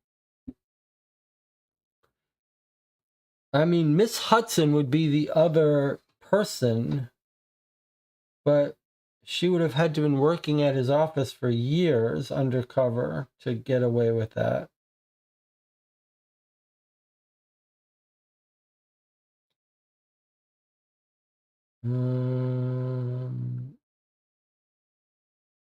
Of course, if it is her, I do. The wretched violin. I did hear the shattering of a window. I mean, surely. Here she is again. She does look like it could be Moriarty in drag here. But how could it be the landlady, Miss Hudson, who's been working for him for decades? Let's read what it says about the solution. Okay. So it says, it's the end of the investigation. Now that all of the cards have been played or archived, speak freely about your theories. You can talk about the cards you have archived that you remember. You can't reveal them. When you are ready, read the next card. Okay, so it's up to us now to solve the case.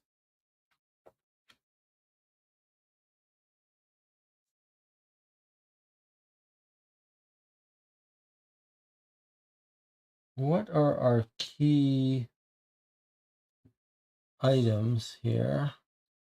Feels like the key items are this message from Mary, the article about the earlier attempted theft,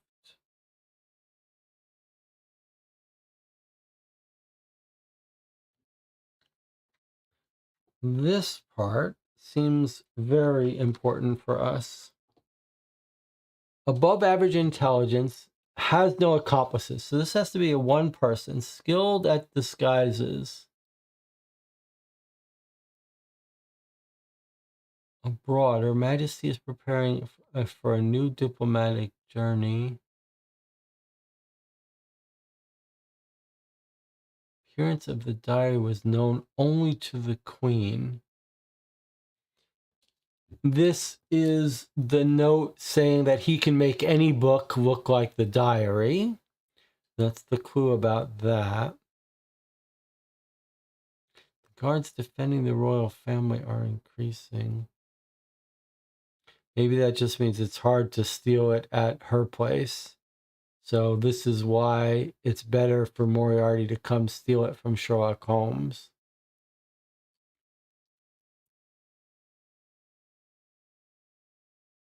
Does not rely on accomplices, skilled at disguises. I do think Mary is a good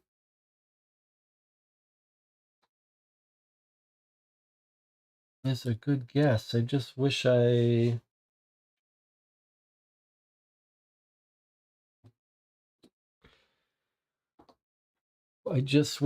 understood a little more how that was possible.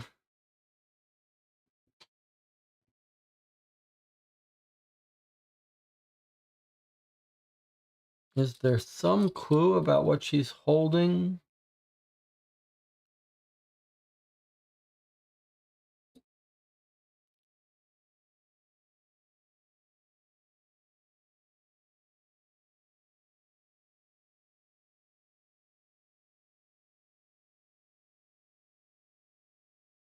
Or, I mean,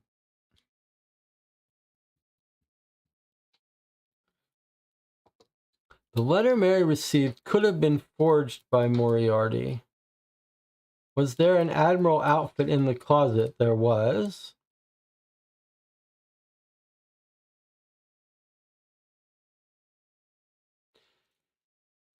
Debbie says, I agree with your theory, except I don't see any evidence for throwing a book out the window.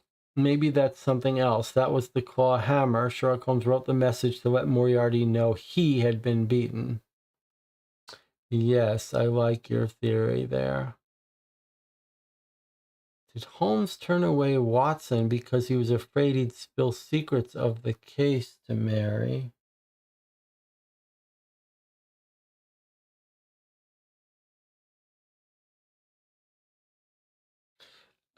Okay, I do think it's Mary. So let's look at this for a second. I see what's happening. Okay. Let's think about this.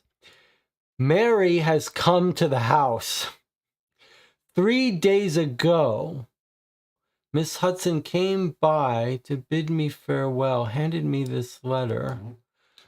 3 days ago. 3 days ago, Hudson comes, gives her a letter.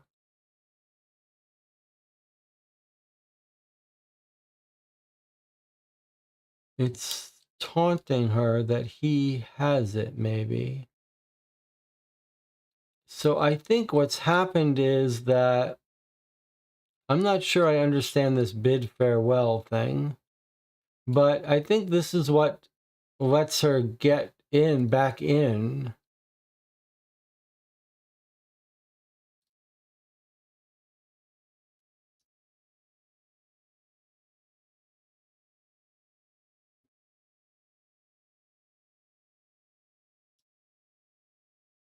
I've come to learn his passport is missing. I believe he's fled.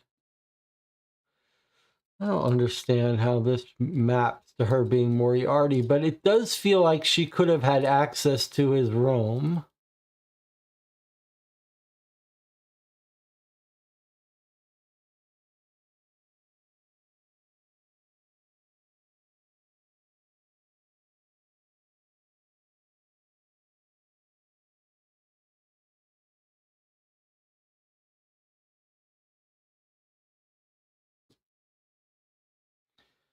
Let's see. Joseph Mayu says, just had a light bulb moment. She said John kept speaking about the case. When Miss Hudson brought the letter, it let Mary know about the book, which is why she visited Sherlock to try and get it. It was a setup. She would know Mrs. Hudson because she's been visiting the house. John kept speaking this. When Miss Hudson brought the letter, it let Mary know about the book, which is why she visited Sherlock to try to get it.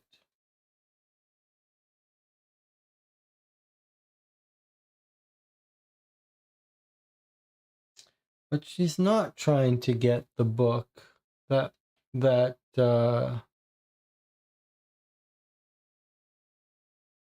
she's not trying. She's trying to get the book that Sherlock Holmes stole from the Queen's diary. John doesn't know how to finish his book. This is not about a book. This is congratulations on your marriage. But he's not happy for Watson. So why is he writing that letter? But he wants her to come and break in. I'm a little confused.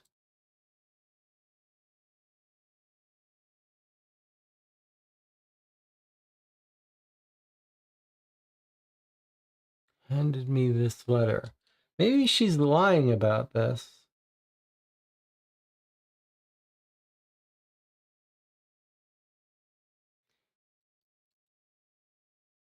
It does look like his handwriting, though. But I think Sherlock wants her to be able to come in. If he suspects her as being Moriarty, he wants her to come steal the book. Let's see if we can't find physical evidence. It's a little confusing here. Let's just look at this again and see if there's any signs of her. So she's got feathers in her cap, and it's been pointed out that there is this feather sitting here in the chair. That seems to implicate her.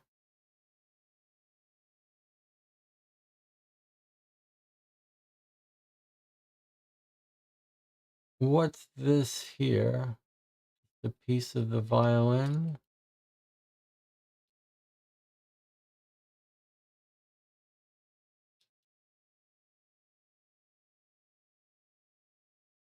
Hey, look for a second. I want you to notice something. Look at this.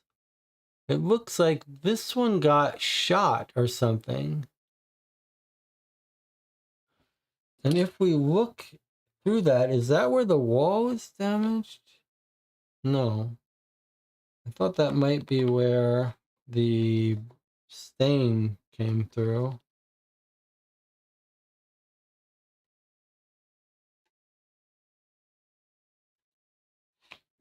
Let me just look at this for a second. There's the Admiral. There's women's clothing. Maybe this is just to remind us that you could dress up as a woman.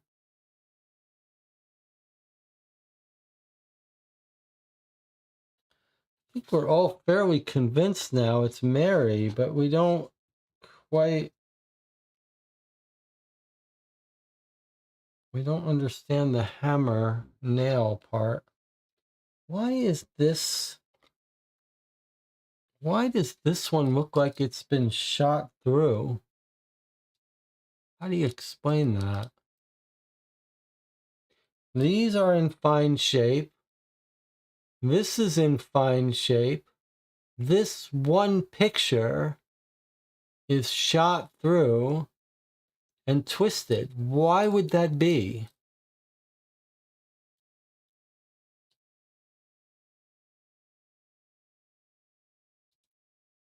Perry says the feather looks like it was intentionally put there, not accidentally. And then the floor may have also had a feather. So do we think someone's trying to set up Mary? Mary, that's really going deep.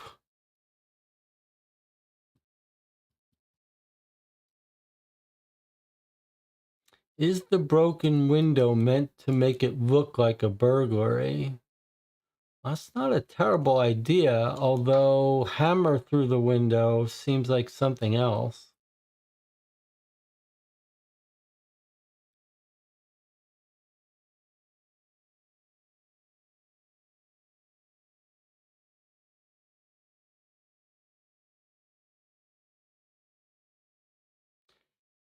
Do you think that Holmes has a gun? Holmes has a gun. Did he shoot this hole? And if he did, for what reason?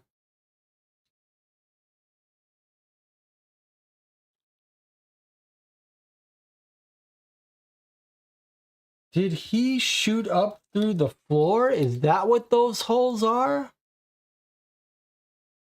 That's what those holes are. He's shooting up through the floor.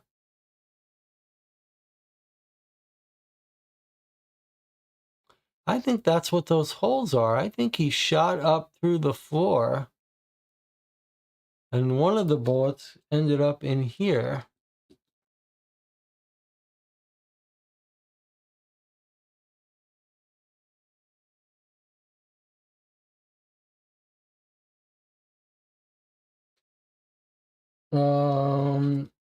Did Mary get shot anywhere? Don't see any sign of it.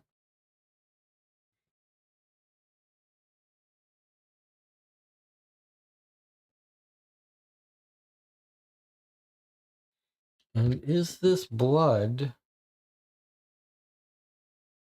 from our victim?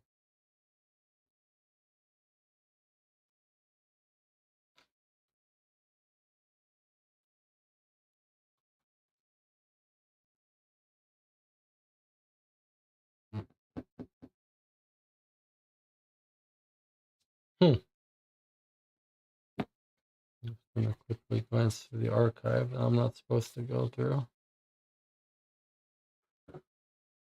Well, I mean, I think we think we know what it is. We just don't understand all the details of it. Broken violin. It was thrown against the wall, broke the picture. That's not a bad idea. Debbie Levy says, I don't agree about the feather. It could easily just have fallen. I think Holmes threw the hammer to stop Mary seeing it and realizing where he was. Debbie says, Miss Hudson said or implied that Holmes broke the violin because he was angry. I don't remember that. Joseph Mayu says, I'm still convinced that Holmes wanted Mary and not Watson to get that letter. I don't disagree with that. I don't disagree with that. In fact, it makes a sense to me that what's happened is that Holmes suspects her and has sent Miss Hudson to give her this letter to lure her to the house to steal the book.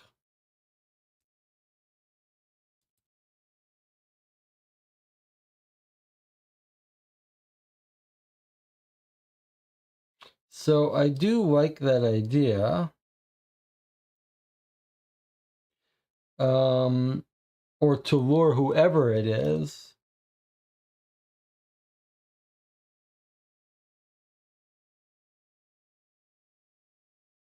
And he's just going to wait down there. I just don't know. I wonder if he set up some contraption to go off when someone takes the book from the shelf so that it would wake him up if he was napping down there or something.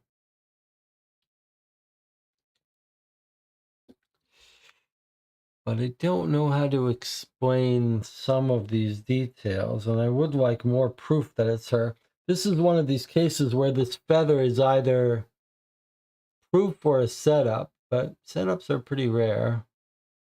And what was the deal with the crumbled pieces of paper outside the window?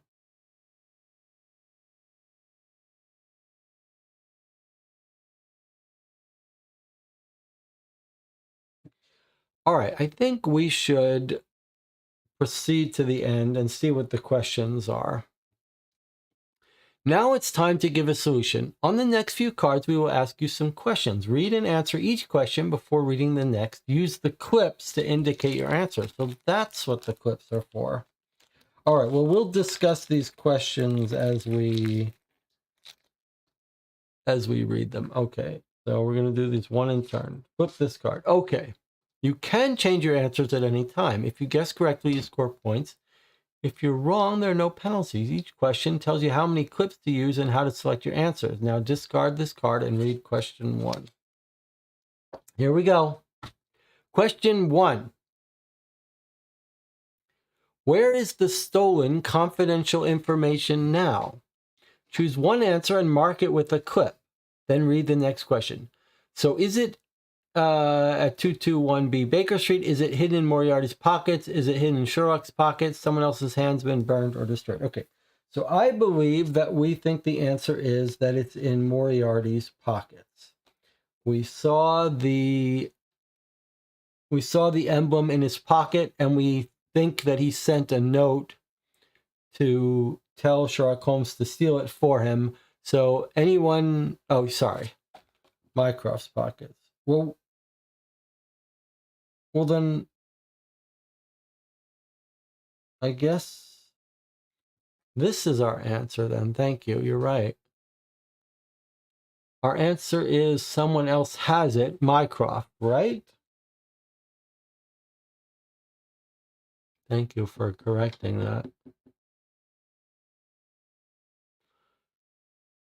So it's in Mycroft's pockets, but that's not an option. So our option is someone else's hands. Okay, then read the next question without flipping this. If there's anyone who disagrees, speak up. Next, question 2. What was the last mission assigned to Sherlock Holmes before he disappeared? Choose one answer, mark it with a clip. Pretending to be another person, committing a theft, committing a murder, investigating a theft at the Royal Palace, or investigating a case in Boscombe Valley.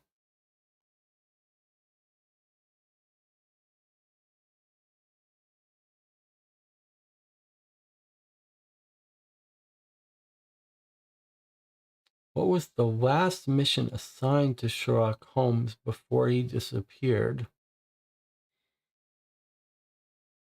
Well, we had mention of the Boscombe Valley case, but I believe that was the next thing. Don't we think the last mission that he was assigned was by his brother to steal the diary, right? That's what Debbie Levy says, and Joseph Mayu seems to agree.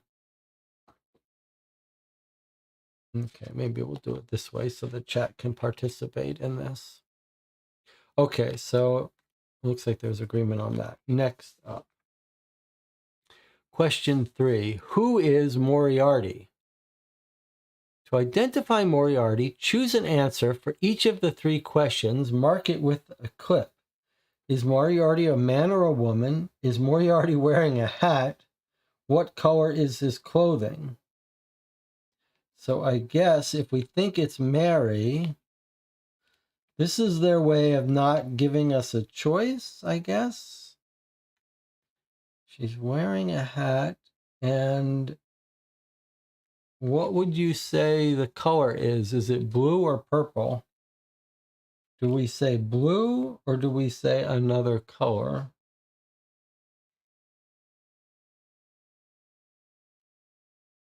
I guess it's blue. Let's see what the channel thinks about these answers.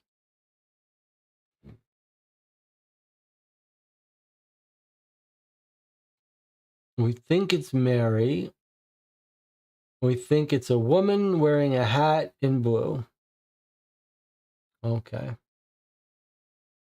Looks a little more purple than blue to me. Joseph says, oh no, it's the gold black dress controversy. Okay, everyone agrees it's blue. Kay and Bo says, as long as nobody sees her dress in yellow or white, we're okay. Okay, good point. All right, so there we go. That's question 3, but do not flip, okay? Next up, question 4. What has happened to Sherlock Holmes? Well, we actually found him. So, what do we think the answer here is? Hiding in London? I mean, he's hiding in his house. We found him.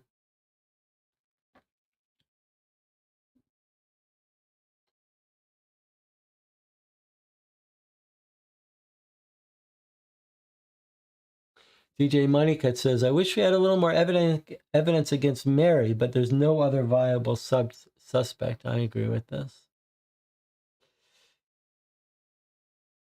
It doesn't matter what they say. We know where he is. I just want your guess about what it should be. He is technically hiding in London. Okay. Question 5. Here we go. This is our last question. Choose one answer to mark it with the clip. Why did he disappear?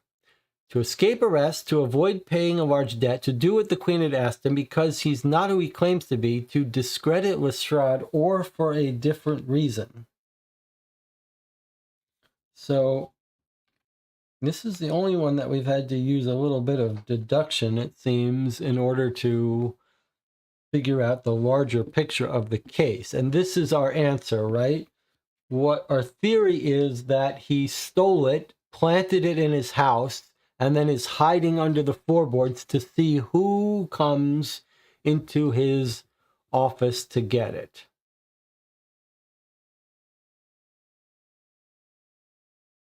And so he's disappeared into hiding so that he could watch who breaks into his house. Right? I think Holmes is acting under the Queen's direction. Debbie agrees with me to catch Moriarty in the act. Yeah, the Queen's not even involved in this. It could be, you could say, under Mycroft's orders, but either way, that's not the proximal reason why he's disappeared. He's disappeared so that someone could break in to his house so he could catch. Okay. All right, so we've got our 5 answers. I like this mechanical thing. Okay, here we go. Here's the solution. Once you flip over this card, you can no longer change your answers. Okay, here we go. Anyone want to get on record having a different opinion about any of those answers, or in general, the theory of the case? Now is your chance. Let me remind you, we have concluded our general theory of this case, that it's Mary Morstan, that Sherlock Holmes stole the diary, gave it to Mycroft, made a fake diary, put it in his office, hid, waited for Moriarty to break into his office to steal it, then he would be able to identify it. We think the hammer was thrown through the glass, but we don't really understand why. I think that Holmes may have shot up through the floorboards, but I'm not positive. But now's your time to say in the chat whether you have any alternate theories about any of that, or any intricate theories that I might not have stated here about how Mary got in, whether she's a man or a woman, anything else, you got to get it vocalized. It does you no good if you just keep it to yourself. But if you want credit, if you want to be recognized at the end of the session as the one person who figured it out when the rest of us didn't, now is the time.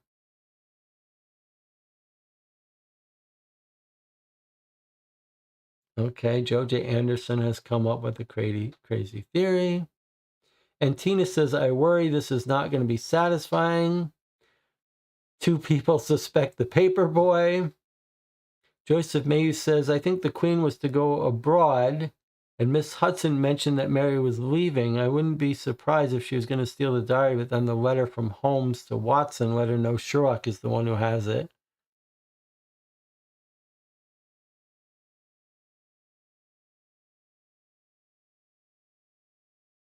Okay.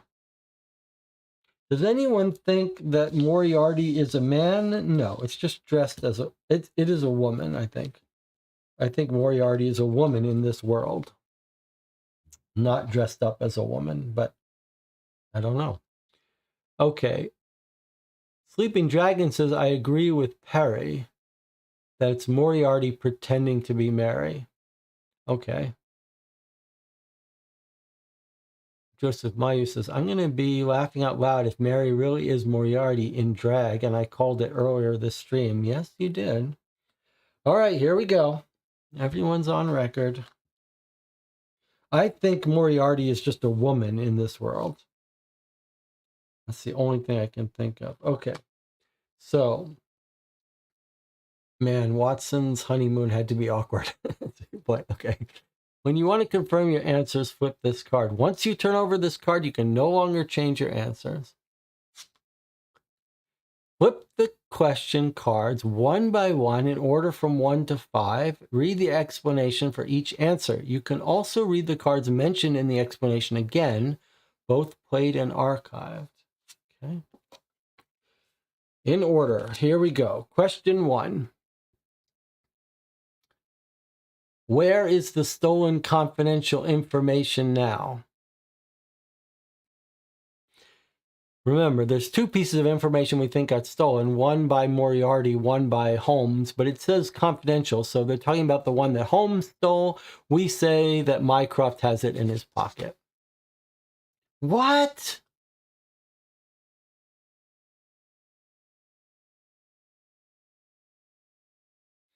It's located on the bottom shelf of the background bookcase.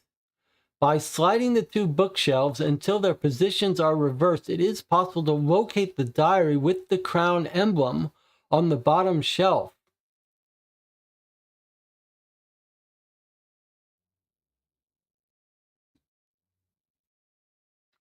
So, what it wanted us to notice was that it's there.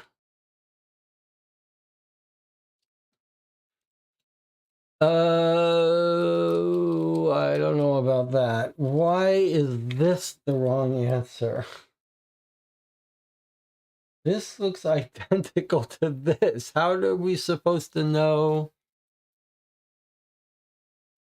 Perry says, I was thinking that, but didn't say so. I warned you. If you don't say it, I've been in that position before, but if you don't say it, it doesn't count.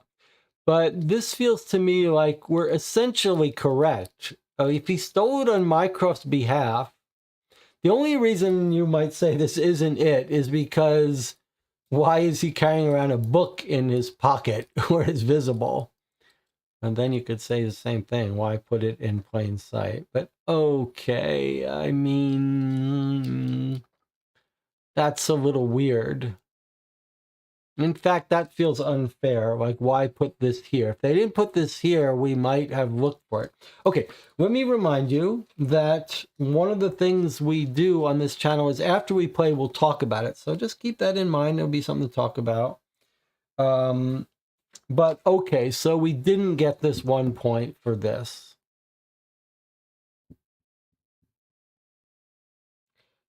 I don't know about that. Okay. Next question. I guess it was the passport after all, says Debbie. That's what we thought it was. That was a good guess. Okay. Well, what if we get all these wrongs? What was his last mission before he disappeared? Mycroft asked his brother Sherlock to commit a theft, to steal a book containing classified information.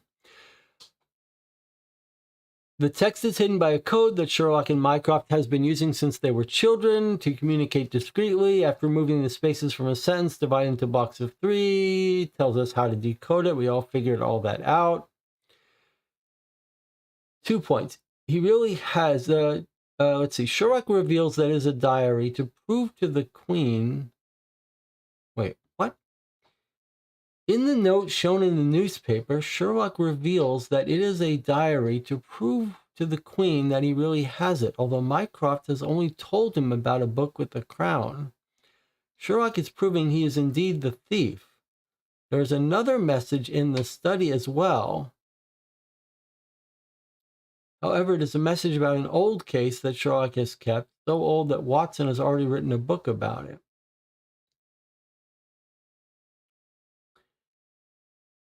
It's this weird part about to prove to the Queen that I'm not quite following. In the note shown in the newspaper,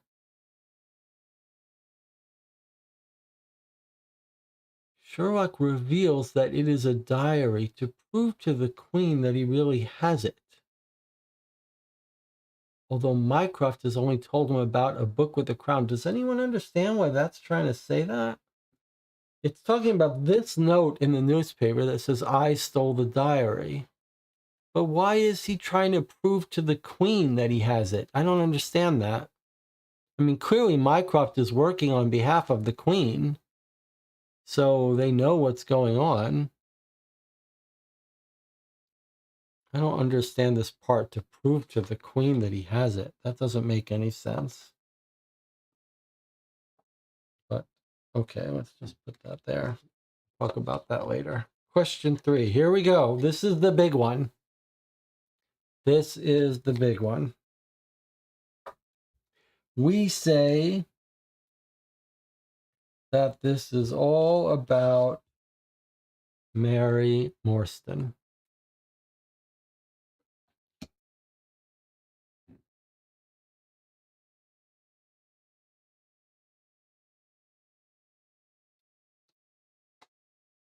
Oh my God, it was that guy.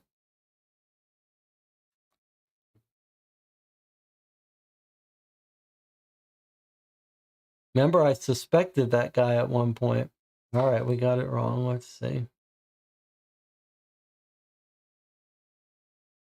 Moriarty has disguised himself as a royal guard and is trying to send you away in order to have unrestricted access to Holmes's house.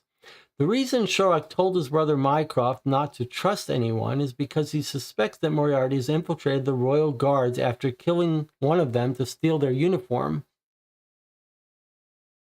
He killed one of them and stole their uniform? I don't even remember that. For this reason, in agreement with Mycroft, Sherlock stole the diary before Moriarty, leaving his signature to lure Moriarty into a trap. We figured all that out. Only Moriarty knows the book is valuable diary and is familiar with its appearance, having had it in his hands during the previous failed theft.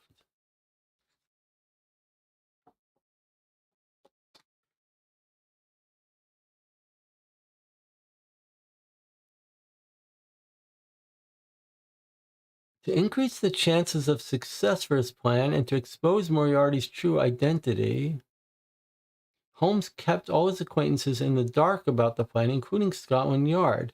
After all, with Moriarty's identity unknown, and knowing that Moriarty is a master of disguise and deceit, Sherlock couldn't trust anyone. The Royal Guard appeared out of nowhere and volunteered to guard the house in your absence, saying Commissioner Lestrade wants you at the police station. However, Lestrade is not a commissioner, but an inspector, and he had ordered you to continue collecting clues, not to return to headquarters. So the naked body in the Thames was the guard. We didn't follow up that half of the story, did we? I did look at this guy. I said, could it be him? I looked at it and then I wrote it off.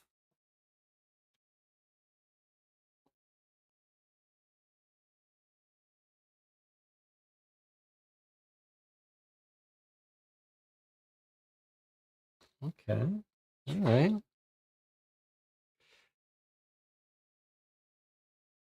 Sherlock, let's see. However, Lestrade is not a commissioner but inspector, and he ordered you to continue collecting clues, not to return to headquarters.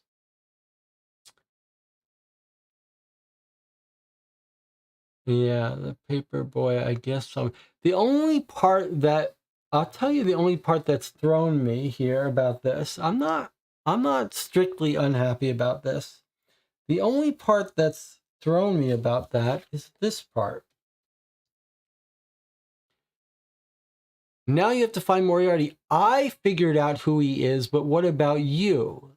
So when I read this, I took him to be saying that he waited here and Moriarty revealed himself. But maybe he just means he's figured out that Moriarty has wearing guards clothes. But I don't like this part. This seemed to really imply to me that the person actually got into the house. But maybe it's going to explain that hammer now. All right, well, we got that wrong. Sorry, we got that wrong. We did not do very well on this game, even with all of us working on it together and playing solo mode, which is as easy as you could play it. It didn't help that we let ourselves get fooled into thinking that Moriarty could be a woman. All right, let's see what else we got. What's happened to Sherlock Holmes? We already figured out that he's hiding under here. Let's see. Crooked nails, a carpenter's hammer. It says smoke in the room. He's hidden in the floorboards. During the night, he carried out the theft of the book on his brother's orders, returned to his study to hide. He painted the inscription, moved the floorboards, descended into its hiding place, putting the floorboards back in place, but with the message visible. He took food, tobacco, pipe, and gun, created a perfect hiding place because they'd have to remove the floorboards. Okay. So we got 2 points for that. And then one last question. Why did he disappear?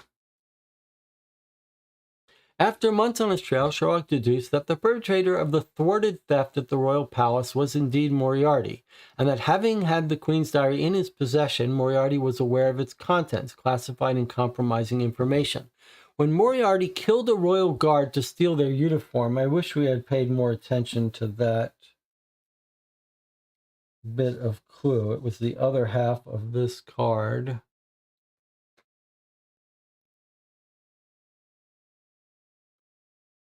Sherlock became convinced that he would soon attempt the theft again, warned his brother, Mycroft. Mycroft's assurance that the book was now well protected. Sherlock convinced him of the real danger by stating the more eyes there are, the easier it is to slip through undetected. After thinking it over, Mycroft wrote to Sherlock in code, entrusting him with the mission to steal the book and providing him with support. Sherlock turned his study into an unlikely crime scene, attracting the attention of Scotland Yard and with fabricated clues. Writing on the floor, the destroyed violin, the window broken from the inside with the thrown hammer. Successfully lured several policemen into the house. So that's all. He was just trying to lure policemen into the house. Confused by what had happened, knowing that Moriarty operates alone and is skilled in disguises, Sherlock counted on the fact that the criminal would sneak in, taking advantage of the chaos, and would immediately spot the book among many, knowing its appearance. At that point, Sherlock would come out in the open, gun in hand, to catch him red-handed. Checkmate Moriarty.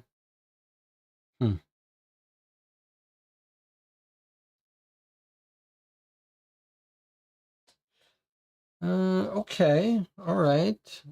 So what's the last part of this game? Final result. When you have read the last solution, flip this card to tally your score. All right, so let's see. What was our actual score? We've got 0 points for this. Question 2, we got 2 points for that. Question 3, we got, well, this gives you half points for knowing these details, but I don't think that makes sense. That should be 0 points, really. I don't know why they've done it like that. That seems, if you figure out the completely wrong person, but you happen to get 2 out of 3 correct, you get points? No. So 2 points. And then we got 2 points for where he was hiding. That's 4. And then why did he disappear?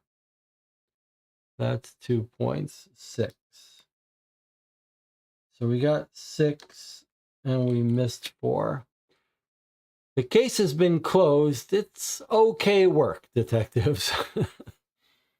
Okay work. All right, there you go.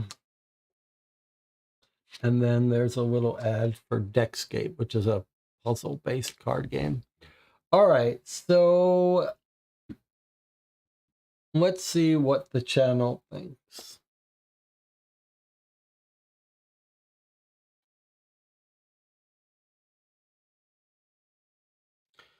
DJ Moneycut says the note saying he stole the diary wasn't enough to bring the police to his house.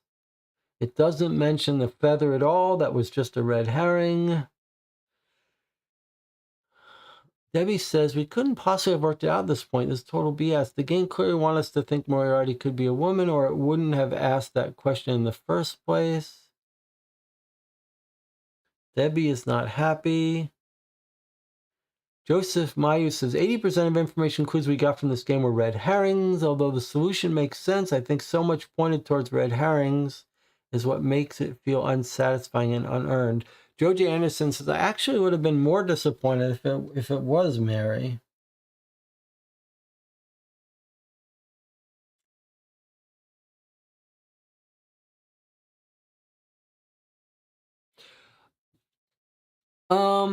Well, if you've been watching this in the background, please feel free to jump in the chat and give us your opinion, especially if you've played this game before, or if you're watching this after we play it, because you played it yourself. I'd like to hear your thoughts in the comments.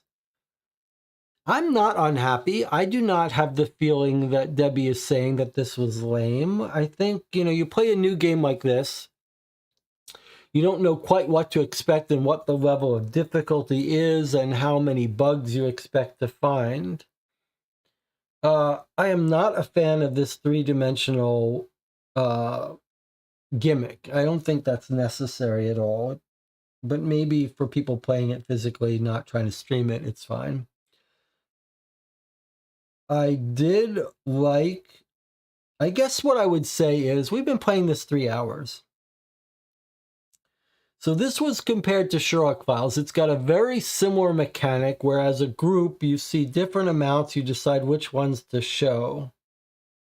I do think that this is probably superior to the system in Sherlock Files in almost every way. First of all, the production quality for all the art on these cards is very good. There's lots of beautiful art on the cards.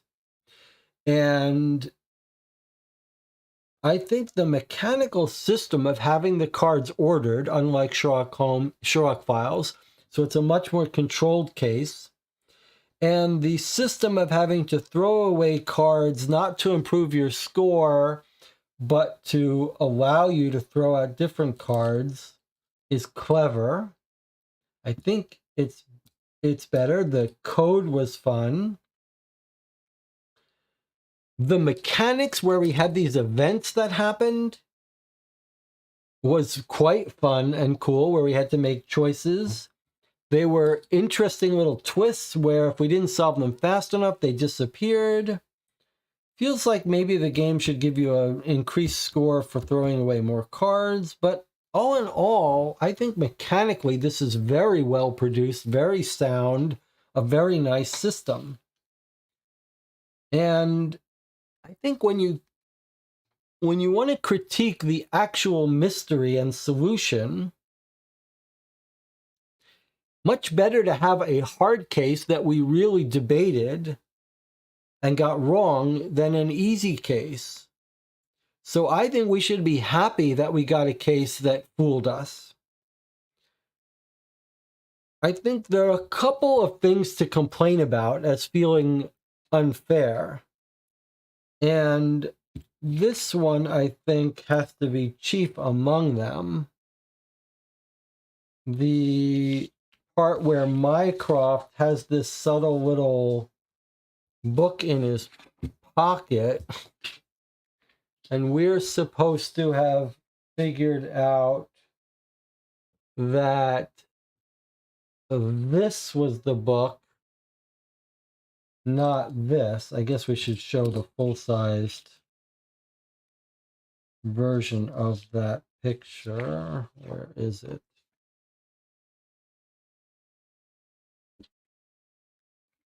Here.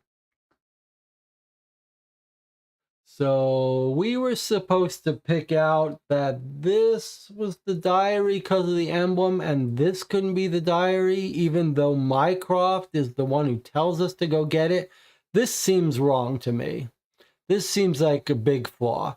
Not only that, but it's totally irrelevant to the case. Holmes stole it because Mycroft told him to steal it.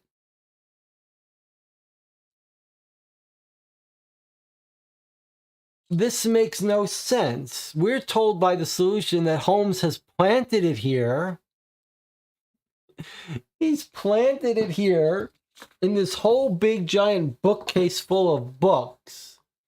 And that he's done that on purpose because he thinks when Moriarty comes in, Moriarty will notice it and take it. That makes no sense.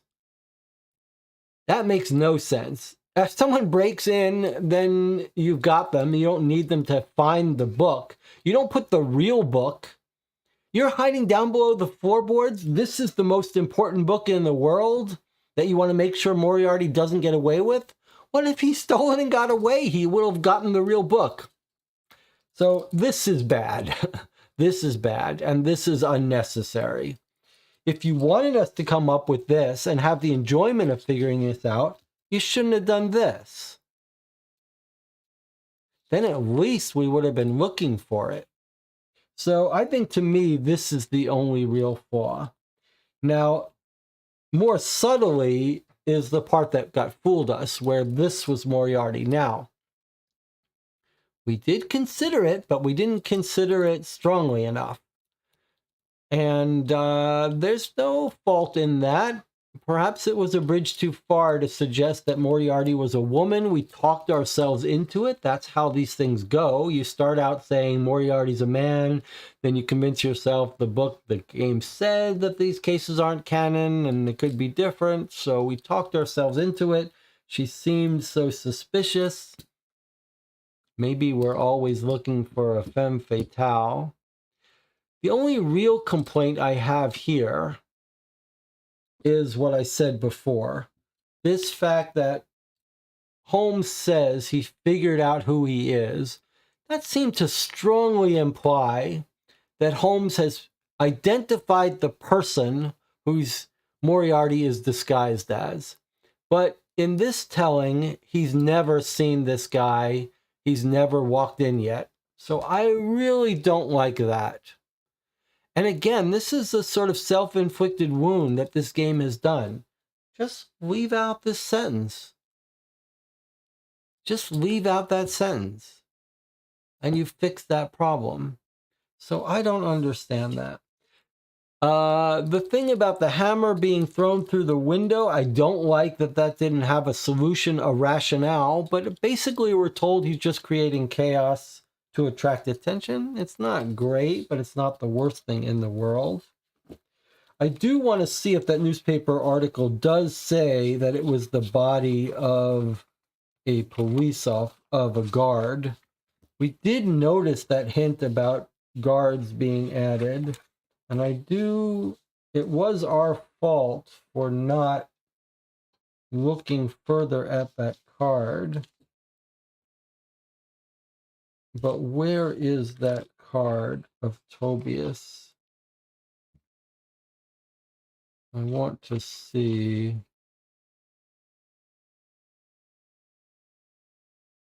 I want to see the paper, if it really did say. There were some fun moments like the cupboard, the floorboards, the code. Where is the... Here. Let's take a look at this. I want to see if it does say it was the body of a guard, because we looked at this, but we just did not pay much attention to it.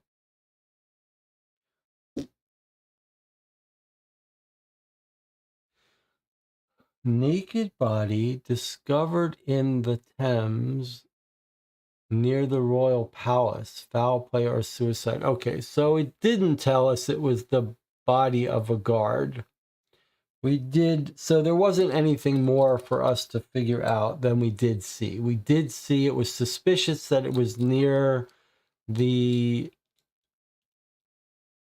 break-in, but we just didn't make the connection. We just thought it could be a red herring.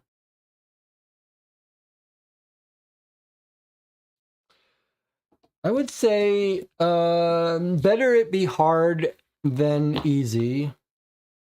There are no difficulty ratings on these Decktective games, which is a little odd and unfortunate. And it's clearly not ideal for solo play. Clearly it is meant to be played by a group. Boy, that would be even harder, though, if you had a group and you weren't sure what cards got thrown away. Let me check in with the chat and see the chat thought.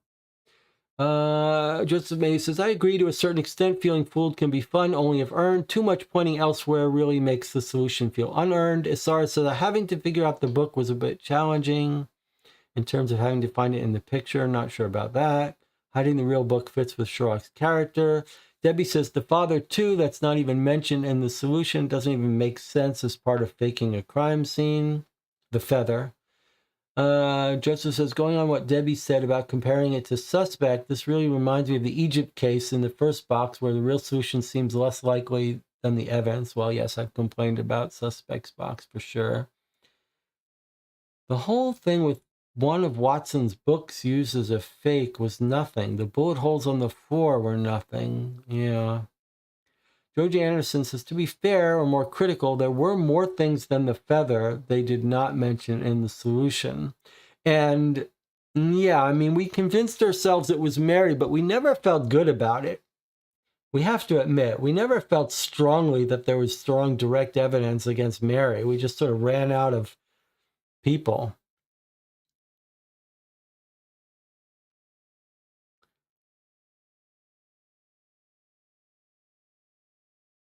Considering the very limited game format, 50 cards, it was well done in my humble opinion, says Rob. Yeah, I think I would generally agree with that, though. In 50 cards, this presented a pretty deep case.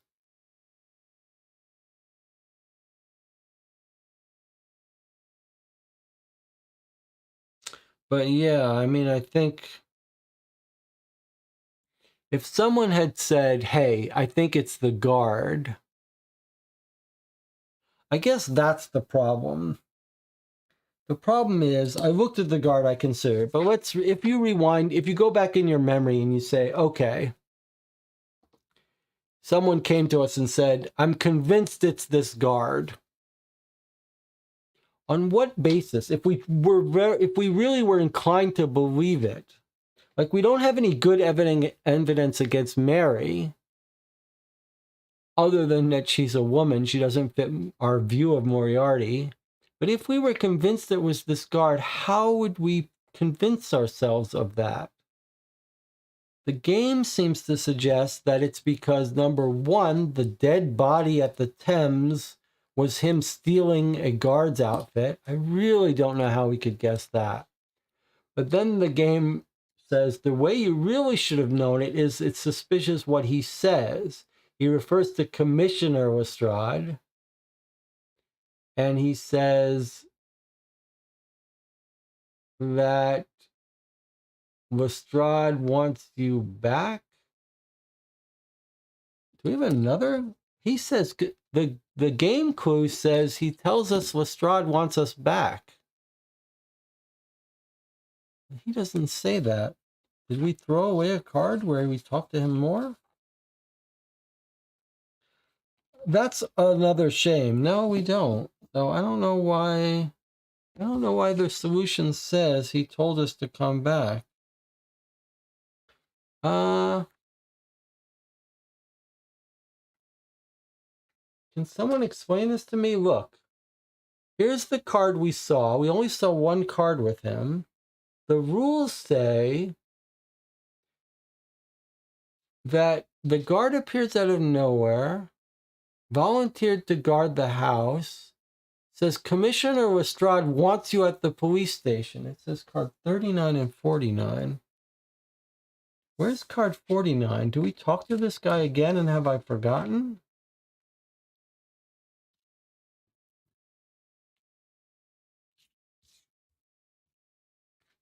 Because we don't have him saying that. Did we get a card that I threw away? No. Where is card 49?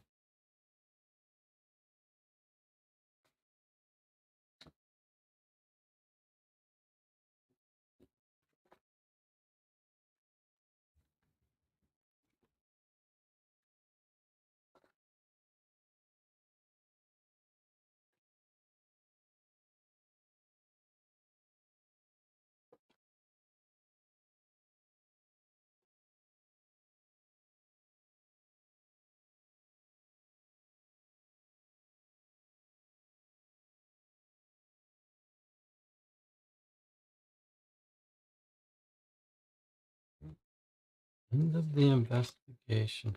Oh, I see. It was this card. The case must be closed. Commissioner Lestrade wants you at the police station. I'll stay on guard in case Holmes shows up.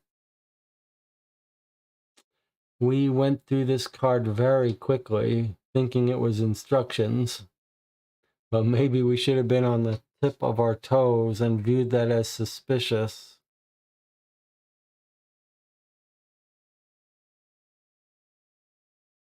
This is a little unfair, too. This is a little unfair, too. The rules say, the solution says, hey, it's very suspicious. He has ordered you to continue collecting clues, not to return to headquarters.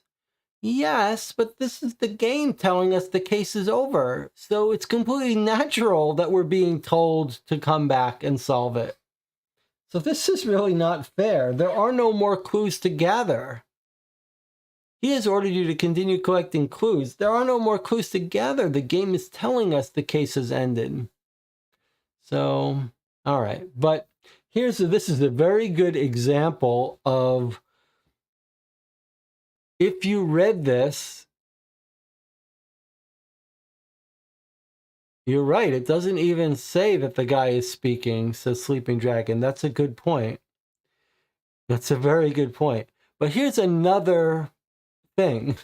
When you read something like this, Commissioner Lestrade, even if one of the people playing had said, hey, it's not Commissioner Lestrade, it's Inspector Lestrade, wouldn't we have probably said it's just going to be a typo? It's a language translation. We would have just assumed that it was a language translation. And I think Sleeping Dragon makes a really good point that it's not, I guess the fact that it's italics is how we're supposed to know that someone is speaking. The italics are people speaking. So the italics should have told us that this is him saying it.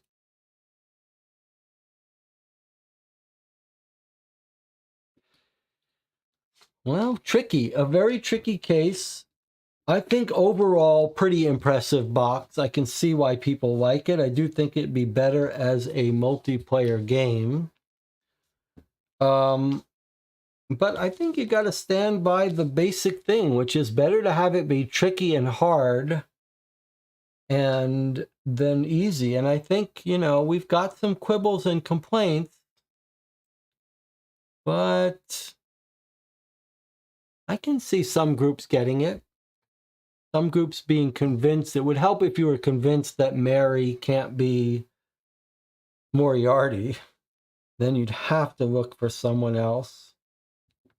But they've learned not to sleep on Decktective. We have to take it more seriously.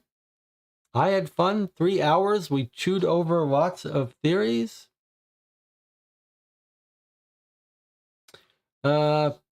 DJ Moneycut also says he refers to himself, I'll stay on guard. So that is clearly someone speaking.